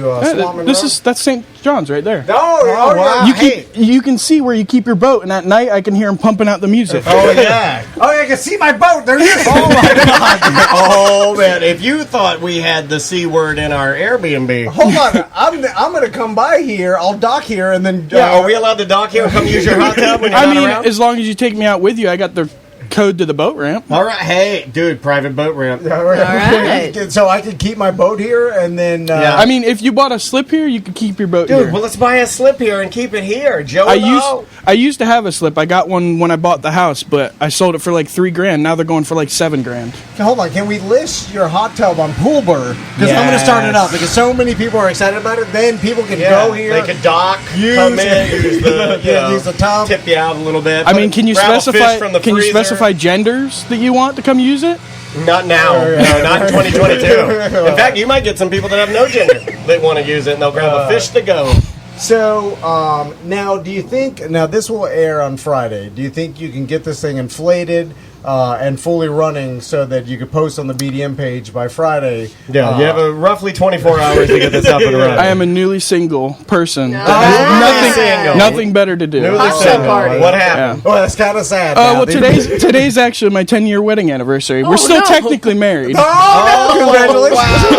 Wow. So we gave a technical we congratulations. gave a man going through a divorce an American flag hot tub. That's about as We good did as a it good gets. job. It's perfect. Yeah. Oh my God! Think of all the ass you'll have in that hot tub, and she'll be thinking of that too. I hope so. Yeah. Because she lives only a couple streets over. Oh, no, Back at her- she's gonna Back at her mom's. She is gonna Oh, steak man. knife this hot tub good all day. She's gonna cut through the screen with a steak knife and then stab it 1,000 times. Yeah, I feel like if she sees that, she's gonna be like, "I knew he was hiding money," and then she's gonna get the Mo involved. Oh man! And then even though we did put an American flag on it to try and deter her because she's patriotic from stabbing it, she's still gonna go. You know what? I have to do what I have to do. A woman's vengeance is more crazy than her patriotism. That's what they say. So, David, how long have you been a BDM? Oh man, 8 years I think. All right, Thank you. We appreciate it, man. Well, I thought you were That's going to say all. 8 days. I'm about as new as it gets. You know, this whole divorce thing, I'm bored out of my mind. Yeah, I'm not even a BDM. Tony just let me in the Facebook. Yeah, he does that with everybody. So 8 years. I appreciate your support Yeah, for thank 8 you, man. years. We couldn't do it without BDMs like you. We hope you enjoy your inflatable. You do American sound like flag. you're reading now. I got to work on that because you're like, thank you so much. Couldn't do it without you. Yada, yada. You almost slipped into blah blah blah blah. The thing you say, blah blah blah, or you go blah blah blah blah blah. Anyway, so I'm glad you won the hot tub. I'm glad that we lucked out and you had a space for it, and you could. I'm use glad it. you're divorced, so you'll get some use out of it. Yeah. And I'm glad you're not too rich because that pisses off BDMs if we get Like if we showed up at a mansion and you already had. He puts it next to his concrete hot tub. Yeah, just as a joke for his buddies that he stabs it and throws it in the trash. Anyways, Wow, everybody is out of their house. Well, staring at us. Oh yeah, I feel like not much happens around here. No, it's not 55 and older, but it might as well be. A lot. Well, that's the thing is Yeah. they get that way. Like my mom's Yeah. place didn't used to be that way either, and I'm selling it because of the same reason. It just people age. But dude, I mean, this is This nice. is a right sweet- here on the this is St. sweet. John's, Yep. like you keep your boat in there, you cruise. You get a nice pavilion. You can have a nice Yeah, those are two grill things out. I was. Let's put the next Tom and Dan house right there Yeah. across the street. That's actually not a bad idea. yeah, and then it's a Tom and Dan Wait a River minute. house. I'm selling my mom's place. If we get a truck, we can just lift that onto a flatbed. Oh yeah, and bring it down there. I got some connections with a big trailer. We Yeah. can do. My do it truck ourselves. can Just pull need some, 10,000 pounds. ratchet straps. Yeah. And that 10,000 pounds is conservative. You can pull way more than that. It just. Okay. We just witnessed old people that had to get out of their house and get into a Lincoln Continental to drive down to see what the hell we were doing. What's going on at David? That car hasn't been cranked in months. You should see whether there's an ambulance parked in here. There's an ambulance It's in like a golf cart parade driving by. Oh, This yeah. is awesome.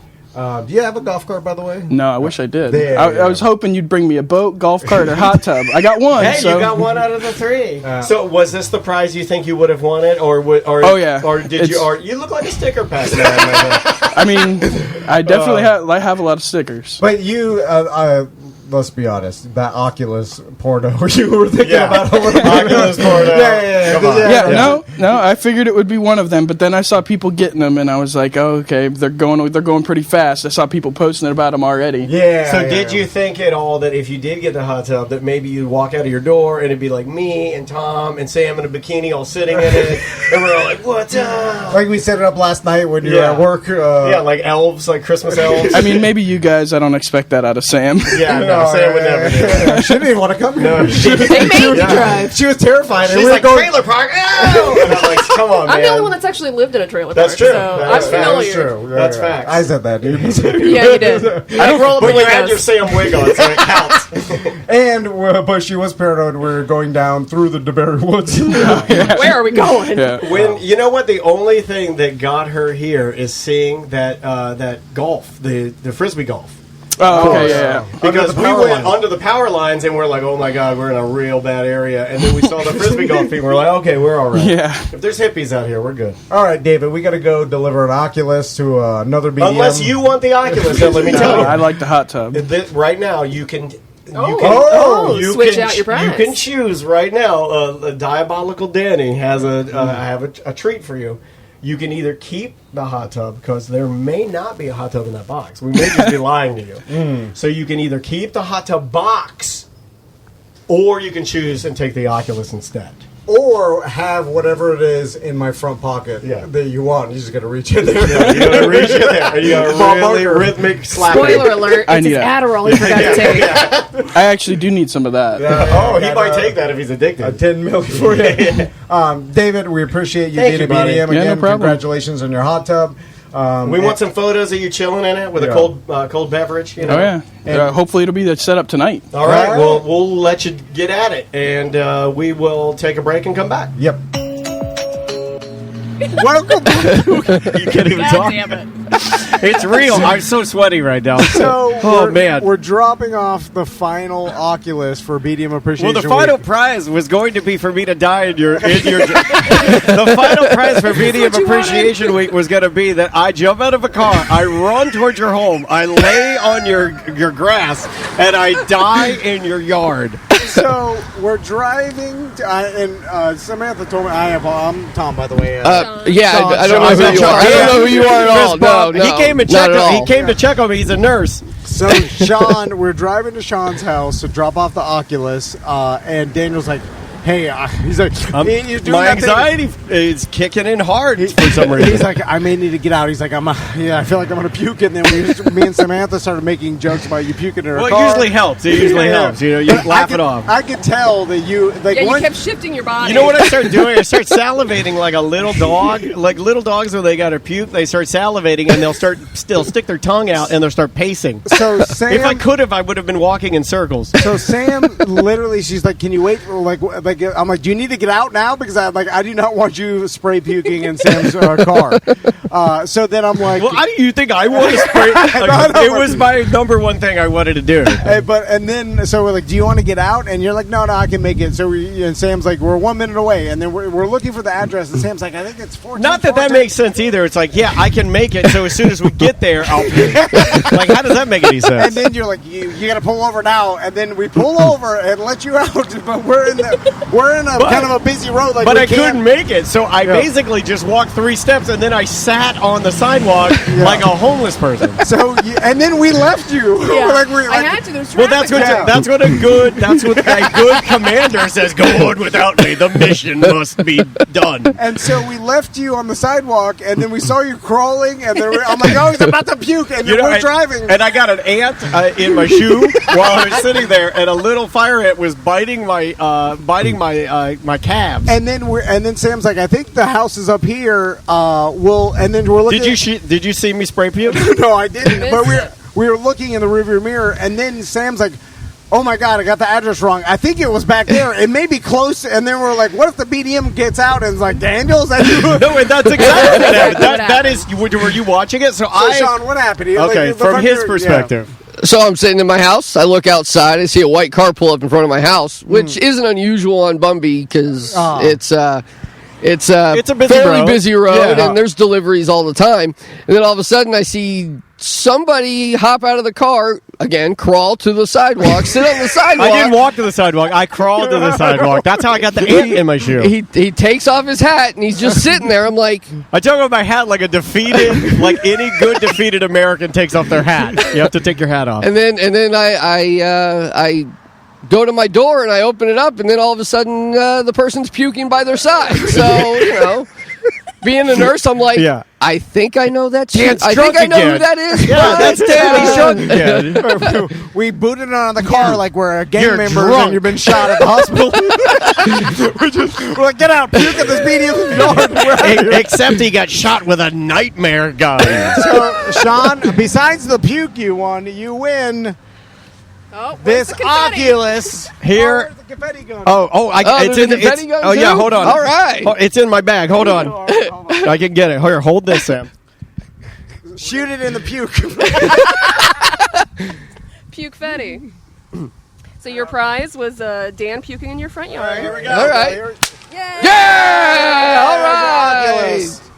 Thanks, guys. Much apprecited. Yeah, we appreciate every BDM. You win a Meta Quest 2. That's for Gary, so he doesn't get mad at us anymore. So, we apologize for the puke in your... Yeah, no problem. No problem. But it did. Tom wanted me to puke in your Oculus. He's like, puke in the Oculus. Well, I was like, quick, take the Oculus out and put it on while Sam's driving. That'll help. He was trying to make me laugh. Walk the plank in the Oculus while you're getting car sick. Now, have you used... It worked out more perfect that we kicked him out right seriously, and the cool thing was that he was a nurse, and then, you know what, that did make me feel better. When you have a great bedside manner. He put his hand on my shoulder. He's like, Dan? Literally, when we were driving back, I go, oh no, the BDM's He's rubbing his back. He was rubbing my back. He gave me some ice chips and ginger ale. He's holding his hair. No, me and Sam are not the most sensitive people because I'm surprised you guys are even talking. They didn't. We were laughing the hardest we ever laughed seeing you, Sean, rub Daniel's back in your front yard. It's okay, buddy. It's okay, big guy. It's all right. I feel like I'm really the one that won today. I made a new friend. I made a new friend. I got a nurse buddy, and you know what? You're close enough to come check my blood pressure at the studio. That's true. Yeah, That's can you tell him true. he's fine? He's fine. I mean, I He do was feel eating better now. this morning. I'm going to eat more. He said he felt better after puking, which is what happens. Yeah, So you get that little spike of adrenaline. I feel better now. Now, it does look like a mush pile of circus peanuts. It does. It's bright pink. Okay, so full transparency. Every morning I drink 3 Mountain Dews, not 2. It's the pink ladies. And I That's what it is. It is, and I It is eat an pink. entire bag of circus peanuts. Pink ladies and aspirin. Yep, that's all it is. Together. And blood, and stomach blood. Pink Mountain Dew. It is bright pink. That can't be good for you. No, it's not. It's not good for me. That's what's talking about. You can't drink only pink Mountain Dew I every know. morning for I breakfast. know you can't. And then have extreme It used to anxiety. be White Claw, though, for breakfast. All right. Well, Delicious. Sean, thank you for being a BDM. Now, do you have a appreciate it. MetaQuest? No, I do not. No, I do not. I wish you had do 3. not. Do you have a Yeah, it significant? would've been better, Do you right? have a significant other? Yeah, she's actually in the house working right Okay, now. So, all right. yeah. Well, don't let her see Are you the. gonna tell her? Don't tell You'd be her I like, puked. Yeah, no. it was Yeah. just a stranger. He was lost. Do I need to kick some sand on that before I go? Right? No, No, it'll be Some fine. dog will It's gonna rain here Oh, soon. yeah. It'll wash out. Yeah, some of the Bumby dogs. Yeah. I see some. And it's not like you have the best lawn. Oh my God! What? He's not wrong. Hit him over the head with the Puke. Push his face into the puke. But I'm virtually certain pink Mountain Dew is straight poison for grass. Yeah, it can't be good. Uh, It can't be good for you. All right, well, we're going to head back to the studio. Yeah. Daniel's going to lay down. Yeah, I'm going to lay down for a little bit. Sean, enjoy your Oculus. I Please post it on the appreciate BDM page. Yeah. So everybody's disappointed. just like the hot tub. Get it. Yeah, the hot tub just posted. Oh, so, yeah. yeah. He He just just came back from DeBerry. Yeah. How bad is the fallout from the hot Oh, tub? everybody's mad. They didn't get the hot tub. They're jealous. I knew I wasn't going They're to like, get I'm it. canceling my membership. Yeah, This whole exactly. thing This will is do- the exact opposite. This will do worse for us. Like, only people we have, like, Sean will be a BDM for maybe. How many big Well, prizes? here's the thing. I'm a founder, so We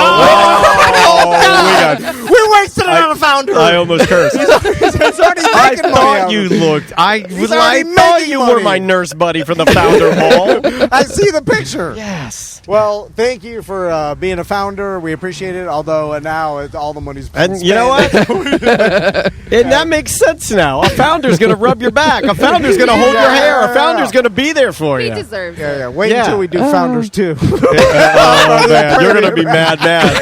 Well, it's going to be like a competition, right? Yeah. Oh, yeah. Once we do Founders 2, then it's Battle of the Founders. It's Founders 1s versus Founders Founders 2s. games. Yeah. Then the lowest, the losing founders get knocked down to. They're out of the. They get founders, like relegated. EPL. Yeah, relegated they like get EPL. relegated to like a lesser All level. right, we're out of here. Bye bye.